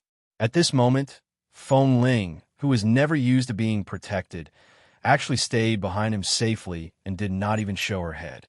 Earlier, if he was not mistaken, this man seemed to be touching her neck and wanting to kiss her. Fortunately, Li Nanhong had left the base. Even if he could mobilize his men, he could not carry a gun with him without permission. Otherwise, he would have shot this grandson. From his words, he was here for Feng Ling. Ian turned to look at Feng Ling behind him. Feng Ling didn't expect Li Nanhong to suddenly appear here. Although she didn't want to see him, she couldn't drag Mr. Ian into this. She nodded apologetically to Mr. Ian. "I'm sorry. They're here for me." "Who are these people?" Ian felt that their background was not small, especially since this group of people could openly and legally hold guns. They were definitely not small characters. 11 Base in Los Angeles, United States. "Have you heard of it?" Feng Ling said in a low voice. "The only private military base under the United Nations that is legal in the world. The one that has made great achievements in dealing with terrorists and terrorists for several years." Ian said, "I've heard of it, but I don't have much contact with such convenient personnel. I don't know much about it." "You don't have to understand. I have nothing to do with them now. But, Mr. Ian, I suggest you don't interfere in this matter. These people are not to be trifled with. Don't bring trouble to yourself." It was obvious that Ian was not worried about himself, but her. "I'm fine. They won't do anything to me." Feng Ling didn't want to mention that she used to be a member of 11 Base. After all, she was no longer a member of 11 Base, saying that would only make her unhappy. Seeing that Feng Ling and the man who was not afraid of death were still whispering to each other, Li Nanhong said coldly, "Do you need me to call someone to drive the plane away and let the two of you continue chatting?" Xiao Su came out of the cabin and quickly walked behind Li Nanhong. He looked in Feng Ling's direction and thought, "Little ancestor, come over quickly. Don't provoke Boss again. Bosley hasn't slept for almost 2 days. He almost drove the plane over. If you provoke him again, Boss will really kill you." Xiao Su walked out of the cabin and walked behind Li Nanhong quickly. "These people are coming aggressively. Are you sure you don't need to call the police?" Ian asked. Feng Ling shook her head. "No, there's just some problems that need to be resolved." Seeing that she didn't seem to be affected or afraid, Ian relaxed. "All right, I'll stay here with you." Seeing that the two of them were standing so close to each other and that the man still kept his hand on Feng Ling's head, Li Nanhong's cold eyes were as cold as frost and almost shot out ice shards. "It's a personal question. Mr. Ian, please avoid it," Feng Ling said softly. Ian looked at her and felt a little defeated. Personal question. She had never treated him as one of her own. This Feng Ling had always been very clear about who was close and who was close. He sighed and patted her shoulder. "All right, I'll wait downstairs. If there's any problem, shout. I'll come over with the security guards immediately." Feng Ling turned to look at the helicopter, the members of 11 Base, and Li Nanhong. She thought that even if something really happened, she wouldn't even have time to shout. She nodded. "All right." Ian then left. Before leaving the rooftop, he glanced at Li Nanhong again. The man was expressionless, but the deterrent force around him was very strong. It was clear that he was not an ordinary person. 11 base? What did Feng Ling have to do with them? On the rooftop, it was silent. Feng Ling remained sitting by the dining table without moving. Li Nanheng looked at her from a distance and then coldly glanced at the messy roses around him. He sneered. Not bad. Very romantic. Feng Ling's face was dark, and she did not speak. Li Nanheng stepped on the roses on the ground and walked over. When he was in front of her, he lowered his eyes and looked down at her. Did you come to England to study or to fall in love? The career plan that Grandfather Feng made for you doesn't seem to include you bringing back another son-in-law. Feng Ling didn't want to talk to him at all. If it weren't for Mr. Ian's face, she would have stood up and left. Right now, she was restraining herself to prevent Li Nanheng from blaming Mr. Ian. What are you doing here? She had nothing to say, but she had to say it. She only asked coldly, to bring you back to America. The man saw that she was smiling patiently at Ian earlier, but now she was not patient at all with him. His expression instantly darkened, and a shadow covered the side of his face. Do you think I'm here to watch you kiss other men? Feng Ling was angered by this man's matter-of-fact attitude. First of all, I'm going back to the United States. I'll book a plane ticket myself. Even if I go back, I'll go back to New York, not Los Angeles. I'm not on the same path as you. Besides, it has nothing to do with you. Aren't you being too nosy? This is the International Building of the Bank of London, not the empty square of your 11 base. Please have some sense of propriety. Don't think that the entire world is under your Li family's feet. Li Nanheng was speechless. Don't you think that the entire world is under your Li family's feet? Seeing that she knew how to talk back, Li Nanheng did not say anything. He only said coldly to Xiao Su, "Has she packed her things?"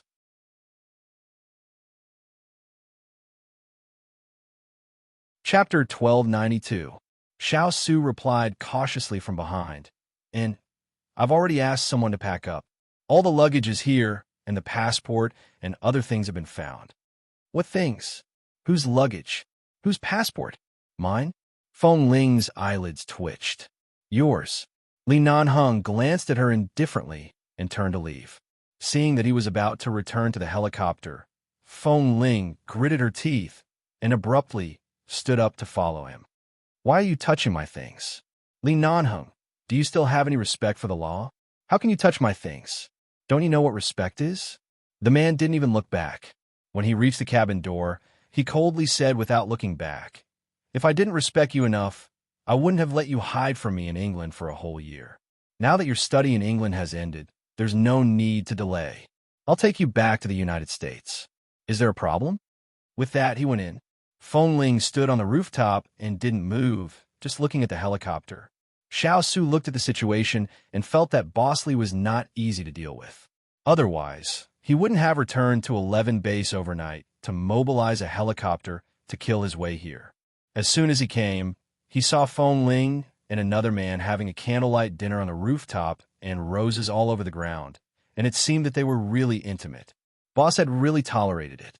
Otherwise, he definitely wouldn't have let that person off so easily. Boss was still giving Feng Ling face. He had already endured enough.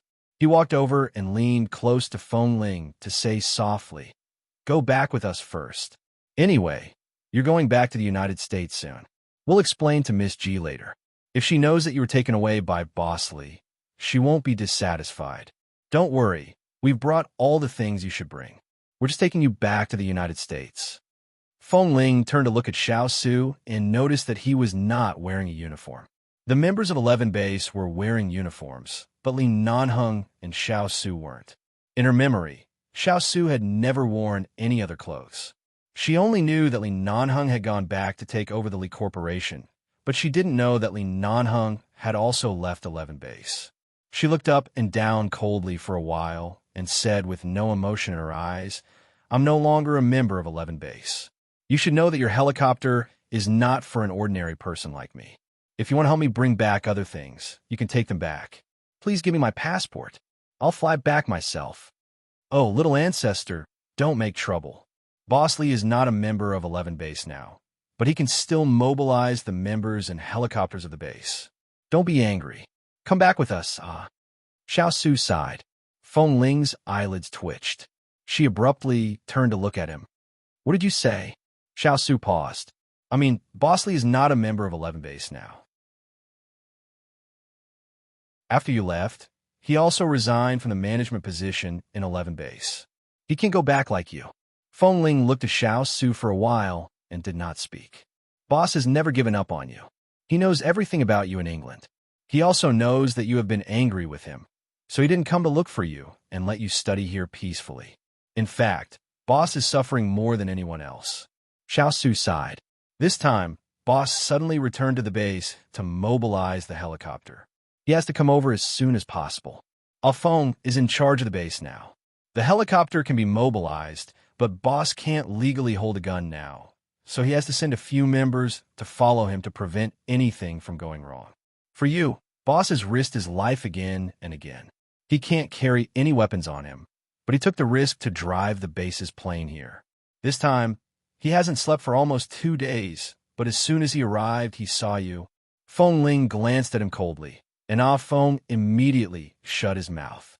Then he looked at her with a gaze that could only be understood but not expressed in words, meaning that she should at least obediently get on the plane now. In order to stop things from getting out of hand, she should quickly follow him back to the United States. Seeing that Feng Ling still did not move, Xiao Su simply reached out to pull her arm. Feng Ling, Miss Feng, little ancestor Feng, baby Feng, I know you and Boss have been in a Cold War for a long time. Both of you have bad tempers, but can you... Feng Ling wanted to say that it was not a Cold War, but a breakup. But before she could speak, Xiao Su had already dragged her to the cabin door. Feng Ling turned around and noticed that the members of 11 Base who came with her were all unfamiliar faces. It was probably because Li Nanheng didn't want her to be too embarrassed, so he didn't mobilize any acquaintances. The only acquaintance who came with her was Xiao Su, who knew everything about her. She was silent for a moment and was brought onto the plane by Xiao Su. This plane was very big. It was even bigger than the helicopter she had taken on missions in the past. The space inside was also very spacious. After more than 10 people entered, it didn't feel crowded at all. The main reason was that those people were very restrained in front of the former boss and the former outstanding sniper of the base. All of them sat upright and did not say a word. Facing this atmosphere, Feng Ling was a little helpless. She then saw that Li Nanheng seemed to have not slept for 2 days. Right now, he was standing in the cabin rubbing his brows with one hand, his entire body filled with irritation and displeasure. She looked at the destroyed roses outside and glanced at Mr. Ian, who was walking up the stairs. Seeing her board the plane, the two of them looked at each other through the cabin door. Feng Ling sighed. Fortunately, she had never been merciful. Otherwise, she would have owed him a debt of love. She gave him an apologetic look. Ian picked up his phone, pointed at it, and then at her, asking if it was convenient for her to answer the phone now. Feng Ling shook her head. Since she was leaving England, the relationship that should be ended should be ended.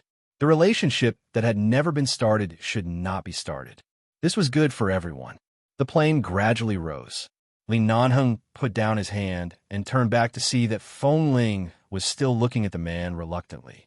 He frowned and said, "Should I send you down to say goodbye to him?" Feng Ling ignored him, but her gaze had already left the rooftop. She silently looked at the gradually rising position outside. Her gaze was flat, and her voice was emotionless. "Since Mr. Li insists on being the good person who sends me back to America, please send me back to New York." Li Nanheng turned around and walked over. He glanced at her and was about to say something when he suddenly saw a red mark on the back of her neck. He narrowed his eyes. "How did you get hurt?" Feng Ling subconsciously raised her hand to cover her neck and did not answer. "Don't block it. Let me see." Li Nanheng frowned coldly and reached out to pull her hand down.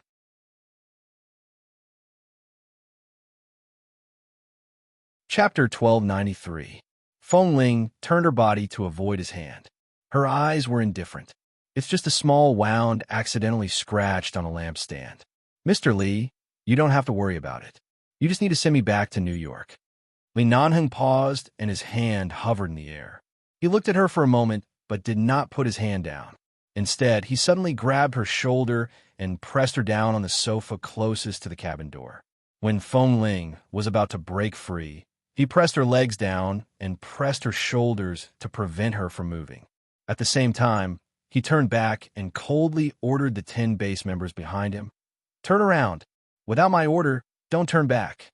Yes, the 10 base members, who were already very embarrassed, quickly turned around. "What are you doing?" Feng Ling was alarmed by the man's words and actions. She struggled hard, but was still firmly held down by the man's pair of iron-like hands. Then her collar was quickly flipped open, and the wound, which was not too serious but was still very red, was completely exposed to the man. "Why are you like this?" The man took a look and confirmed that what she said was true, but he still placed his hand on her neck and stroked the slightly red part of her wound. "When we get there, disinfect it first." "There's no need." If it weren't for his sudden appearance, her neck would have been disinfected by Mr. Ian. Feng Ling was too lazy to speak. She pushed him impatiently again. "Take your hand away." Not only did Li Nanheng not move his hand away, but he also took the opportunity to press her against the sofa. His gaze shifted from her neck to her face. The little woman, who was restrained and pressed against the sofa, had grown a lot of hair. It had already grown past her shoulders. Due to her struggling movements, the soft strands of hair wrapped around her neck. The clear contrast between her black and white hair and the skin on her neck formed a stark contrast. In particular, she used to only wear sportswear. Now, she was wearing a professional outfit that resembled a female office lady. Although it wasn't a dress, it was still quite feminine. However, despite her obvious change in appearance, her eyes were still as cold as ever. The more she struggled, the harder the man pressed her down. The more she moved, the more he could not control his reaction. It couldn't be helped. It had been too long since he last saw her, and it had been too long since he last touched her. But right now, if she were to forcefully kiss him, Feng Ling would probably explode in anger. Li Nanheng's eyes flashed with annoyance because she was moving under him, and he ordered, "Change the route to Los Angeles." Feng Ling immediately stopped struggling. "You promised to send me back to New York. Why are you bringing me to Los Angeles? If you dare to move again, not only will I take you back to Los Angeles, but I will also skin you right here." The man lowered his head and whispered hoarsely in a voice that only she could hear, "You know, Li Nanheng can do what I say." Xiao Su and the others in the cabin had already turned their backs, but that didn't mean they couldn't hear what was going on behind them. Feng Ling was so angry that her face turned pale. She glared at him fiercely. When Li Nanheng saw that she was so angry that she subconsciously bit her lips, his eyes darkened. God knew how much restraint he needed to not kiss her. She no longer moved, but gripped the leather of the sofa tightly with both hands. Her eyes were filled with anger and vaguely fierce. However, her expression, coupled with her feminine appearance, did not have the deterrence she used to have. Instead, she was like an angry little beast, making him want to hug her, stroke her head, and stroke her fur. Li Nanheng really wanted to do this, but just as he was about to hug her, Feng Ling suddenly said, "I won't move. Don't touch me." The man, who was about to reach down to hug her, paused for a moment and lowered his eyes to look at her. He did not speak. Feng Ling looked at him. "I won't move, I won't struggle, and I won't mess with you. Let go of me. When we reach New York, we'll part on good terms." Li Nanheng tightened his chin and said coldly, "Part on good terms?" Because of the man's tense voice, Feng Ling subconsciously felt that it was dangerous. She didn't move on the sofa and avoided his eyes. Seeing that she completely rejected him and didn't even want to talk to him, Li Nanheng's cold face darkened. However, Feng Ling's appearance of being pressed on the sofa made it impossible for him to continue like this. Otherwise, it was hard to say what he would do to her. After all, he had been abstinent for so long and had been a vegetarian for nearly 2 years. Even a monk might not be able to endure it. He let go of her and turned back to order Xiao Su, who was not far behind him. Later, get someone to bring her luggage up and head back to Beauty Poo. All right, the people we sent have already packed up. When we arrive at the agreed place, we'll stop for a while and move everything up. Li Nanheng's expression was still cold. He turned to look at Feng Ling, who was sitting on the sofa. He saw that she had buttoned her collar again and combed her long hair back. She frowned, looking dissatisfied with being on his helicopter. Helplessness flashed across Li Nanheng's deep eyes. He turned to walk toward her. Seeing him approach again, Feng Ling's entire body instantly raised her guard. She raised her head and looked at him warily. He did not approach her again and just looked at her. Feng Ling stared back at him coldly. The silent stalemate between the two of them made Xiao Su not even dare to breathe. At this moment, the helicopter began to land slowly. Because of the wind outside, the landing was a little bumpy and unstable. Feng Ling withdrew her gaze because of the bumpiness and no longer looked at him. She closed her eyes and patiently waited for the landing. After the helicopter landed, she was about to get up when Li Nanheng's voice rang. Get someone to bring the things up. You don't have to go out and get them yourself. With her skills, once she left the cabin, she would definitely disappear without a trace. Even if he could catch up, it would definitely take some time. There was no need to waste time with her here. Seeing that this last chance to escape had been cut off by him, Feng Ling's hands clenched into fists in her sleeves.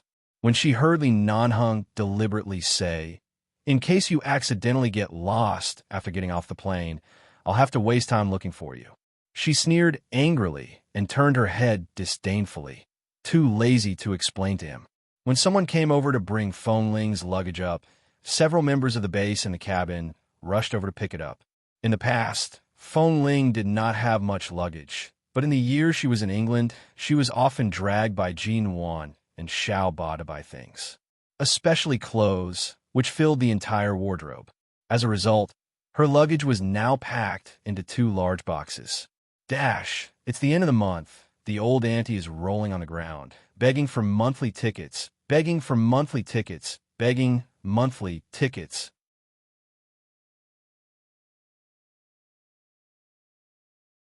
Chapter 1294. However, Feng Ling was more concerned about her books, especially the various books that Mr. Zand had given her, as well as the many business case analyses that she had yet to finish reading. Seeing that her luggage was sent up when the cabin door closed again, she suddenly got up and walked over. When she passed by Li Nanheng, she did not stop. She walked over expressionlessly, snatched her suitcase from the members of the base, and carried it to the side. Seeing that she was only going to tidy up her own things, no one dared to stop her. Feng Ling opened the suitcase. Sure enough, a group of straight men stuffed her things into the suitcase, but fortunately, nothing was left behind. All the things she often used and important books were still there. She squatted there and tidied up the things inside one by one. After putting away the materials, she took out the other clothes inside. Looking at the clothes that were stuffed into the suitcase, Feng Ling glanced at Xiao Su in disdain. Xiao Su rubbed his nose awkwardly. "I'm sorry. When I sent people over to get your things, I only told them to pack your things as soon as possible. I forgot to tell them to put them away properly." Feng Ling was too lazy to speak. She just folded the clothes one by one. Li Nanheng stood by the side, looking at the dresses in her suitcase, and then at Feng Ling, who was squatting there and carefully tidying up her clothes. No matter how hurtful his decision to expel her from 11 Base was, at least he finally pushed her back to the right track of her life. A good girl shouldn't risk her life in the base. All the unfairness and suffering that fate had brought her since she was a child should come to an end. She said that she only had 11 Base because everything she had experienced in the past had been deeply rooted in her world. But as long as she uprooted those things, she could be reborn. Right now, Feng Ling was as carefree as she used to be. She no longer relied on the base. She could use her identity as the Miss of the Feng family to take all the risks and walk out of this world peacefully. There are so many dresses. When are you going to put them on for me to see? The man saw her pick up another dress and fold it neatly. Feng Ling paused and lowered her eyes to look at the dresses in her suitcase. Most of them were forced by Jin Wan and Xiao Ba to force her to try them on and buy them. Many of them didn't even have the tags removed, and she didn't wear them much. She didn't say anything and continued to pack up her things with her head lowered. After packing everything up, She was sure that those bastards at least knew not to touch her underwear when they went to take her things. There was everything here except for her underwear, which meant that they really didn't dare to touch it. After all, she had received too much training back then. She wouldn't feel dizzy and numb from squatting for too long. However, the plane had just returned to a certain altitude when it suddenly jolted again. She had just stood up and hadn't stabilized her body when she suddenly swayed. Li Nanheng was about to help her, but she suddenly reached out to grab the back of the sofa in front of her, quickly avoided his outstretched hand, and stood firmly. Li Nanheng watched her hold the sofa and still came forward to hold her. Sit down. It's windy today. The plane is not very stable. Feng Ling looked at his superfluous action, turned her eyes, and looked at him coldly. Li Nanheng pretended not to see it and pressed her back to the sofa. At the same time, he glanced at the red mark on her neck and asked coldly, "Is there a medical kit in the cabin?" "Yes." Xiaosu nodded. When he heard Boss Li say that Feng Ling's neck was injured, he wanted to say it, but at that time, the atmosphere was not right, so he didn't dare to speak rashly. "Bring it over." "All right." Xiaosu hurriedly went to find the first aid kit and handed it to Li Nanheng. He wanted to say that he would help Feng Ling with the wound, but then he saw that Feng Ling's wound was on her neck and she had to open her collar. Boss Li obviously had no intention of doing it for him, so he didn't say much. He eagerly opened the first aid kit and took out the easy-to-use disinfectant cotton and the wound. "Boss, I have all these things." Li Nanheng took the medical disinfectant cotton and picked it up with tweezers. He turned to look at Feng Ling sitting on the sofa and reached out to pull her collar open. Although it was not too big and only half of her collarbone was exposed, Xiaosu instinctively turned his back and waved his hand, signaling the other base members in the cabin to continue turning their backs. Feng Ling knew that she couldn't avoid it. Her eyes were a little impatient, but no matter how impatient she was, Li Nanheng still pressed the disinfectant cotton on the wound on her neck. She didn't feel much pain before, but now it suddenly hurt. She frowned and said coldly with an expressionless face, "Do you know how to do it? If you don't, I'll do it myself." With that, she raised her hand to snatch the thing from his hand. Li Nanheng avoided her hand without a trace and continued to help her clean the slightly red wound. At the same time, he said lightly, "Don't you know whether I know how to do it or not? Haven't I helped you deal with your wounds many times?" Feng Ling didn't speak, but turned her head and ignored him. Even if she ignored him like this, at least she was in front of him. It was much better than being separated from him and not being able to see each other. After Li Nanheng cleaned and disinfected her wound, he picked up the medicine powder and sprinkled it on her wound. This time, it didn't hurt very much because the man sprinkled the medicine powder very gently. Then he was about to help her apply the gauze when Feng Ling raised her hand to block his hand. "There's no need to apply it. It's not a deep wound." The gauze was indeed dispensable. It was enough to make sure that it wouldn't be infected after disinfection. Li Nanheng didn't insist. He put the gauze back and turned to wash his hands. Feng Ling moved her neck and adjusted her collar to cover the red wound that had just been treated. Her ears were filled with the sound of the propellers outside the helicopter cabin. No matter how fast they flew, it would still take a long time to fly back to New York. After Li Nanheng washed his hands and came out, he saw that Feng Ling had taken a coat and covered herself with it. She leaned against the sofa and looked like she was about to fall asleep. Now, she had learned how to take care of herself. She knew how to accept when she couldn't resist, and she also knew how to use sleep to kill time. At the same time, she could avoid too much direct contact with him.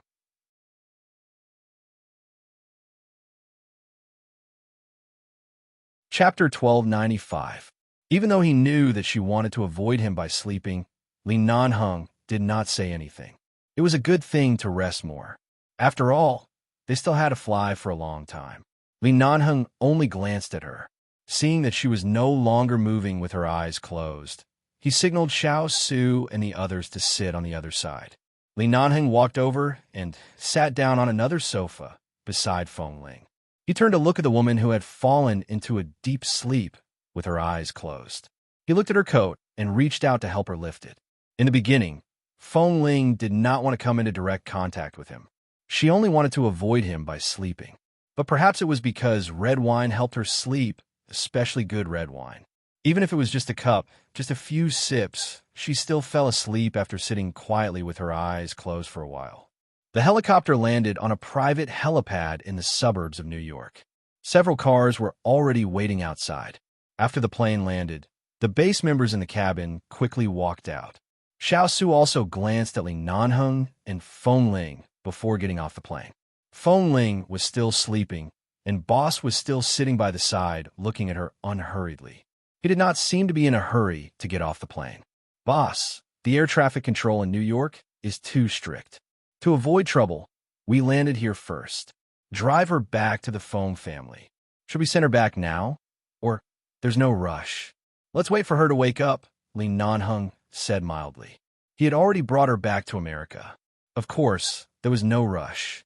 Whether it was New York or Los Angeles, they were all within his reach. It was no longer England. Seeing that Bosley was reluctant to wake Feng Ling up, as expected, the well-tempered steel turned soft in front of Feng Ling. Xiao Su did not disturb him anymore and got off the plane. Feng Ling continued to sleep for a while.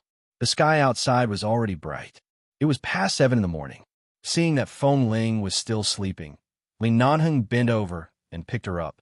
His movements were very gentle, trying not to wake her up. When he carried her off the plane and was about to get into the car, Xiao Su walked over. Boss, let's go to the one in front. Let the brothers from the base drive the other cars away first. I'll go back to 11 base and inform them. Li Nanheng responded indifferently and continued to carry Feng Ling. Feng Ling was indeed asleep. If no one touched her, she would be in a deep sleep. However, no matter how steady Li Nanheng's embrace was, he moved from the sofa to another place. Xiao Su followed Li Nanheng and whispered, Boss, carry her to the back. I'll drive. It's okay, I'll drive. But if I leave her alone like this, I'm afraid I'll wake her up. She's awake. Xiao Su, Feng Ling. Feng Ling opened her eyes and looked at the man who had already seen through everything about her.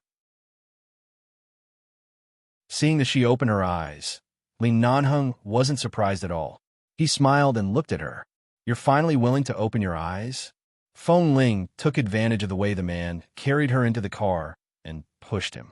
She then sat at the back of the car, unwilling to sit with him. Seeing this atmosphere, Xiao Su felt that he shouldn't be an eyesore here, so he didn't follow in and turned to go to another car. Seeing that Feng Ling sat at the back, Li Nanheng didn't say anything.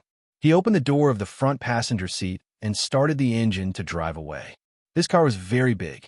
He was in front, and she was in the back. The two of them were quiet and didn't communicate much. It wasn't until they crossed a road and drove to New York that Li Nanheng said, Before you went to England, you should have known that you still have a grandmother. You've seen her before, but during that time, she was ill for a long time and stayed in the hospital in a daze.